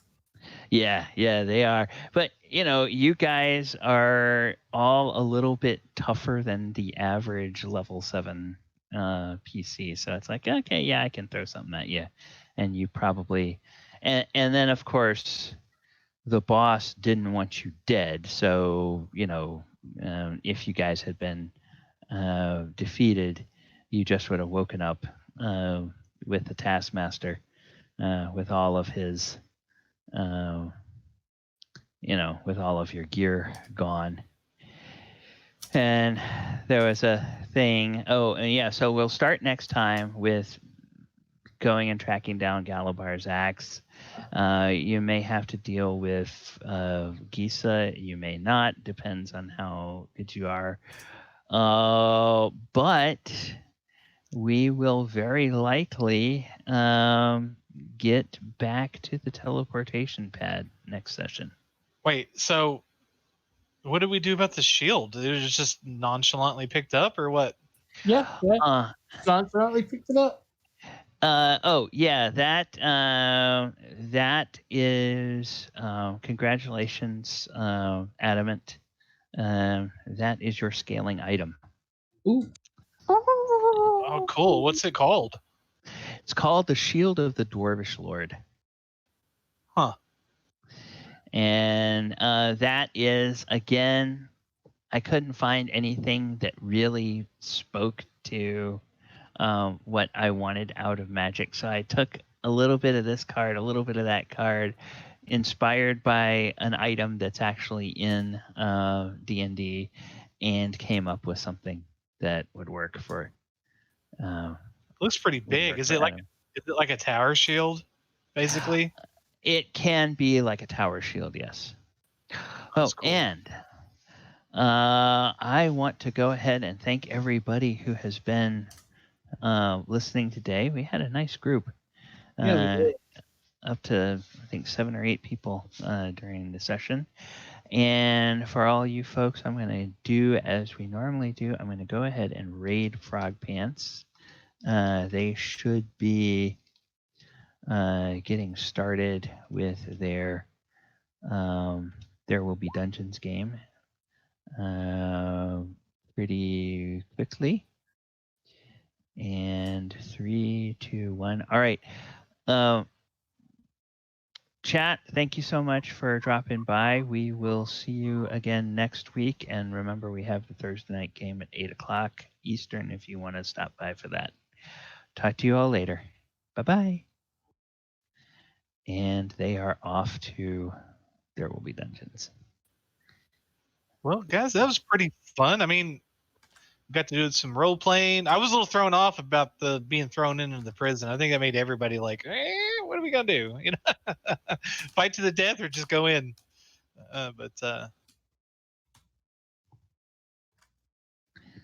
Yeah, it was a situation where I know those of you who, and it's weird because this was always set to be the final piece of being an Innistrad. Actually, it didn't have to be. This was one of the things you were going to do. If you all had decided to go after the memory shards first, you would have done this before. But you all decided to go after the metal first. And it just so happened that the same week that you guys were here was the same week that in the other game, they wound up pulling the entire dungeon and getting captured and going into prison. But this I had worked out what all of the weaknesses of all of the people that kind of were the major players here, so that I figured, okay, you guys would eventually, through whether it was just skill rolls or just picking up on things that the DM said, you all would figure out, how you could maybe play off one of these groups against each other, and you would be able to go forward from there. Now we have to go get them. what was in the box now, or I don't. No, we've got everything. We've just got to get How Galibar. did we get it back? They never took it. She asked for it. Yeah, I thought we gave it to her, No, but I guess not. Said, we'll go with you, but I'm keeping the box. Okay. And when you opened it, what was in it again? I must have He missed didn't it. open it. He didn't open it. Oh, Yeah, I haven't opened it yet. Not if it's a memory, he's not gonna open that. what a weird place for your item to be, Adamant. Like, just. I'm what's the sure story I'll on find that? out. I am sure I will find out more about that. Is it just like conveniently placed with a pit fiend, or is it like, or I don't know? It's weird. There's a 2,000-year-old shield apparently. So Well, yeah, you'll have to find out more about Lephram. He seems pretty talkative. So Shield of the Dwarven Lord. yeah. Yeah, this is the Kind of liberal. a cool name. I mean, it's a piece of metal found with a religious figure. So, this is what is. There's nothing fake here. I mean, a pit fiend, no less. That's like, whew. Yeah. Basically, like, isn't the leader of the shit. Went dead. Ragnus? No, Rakdos. no, the Rakdos. Rakdos cult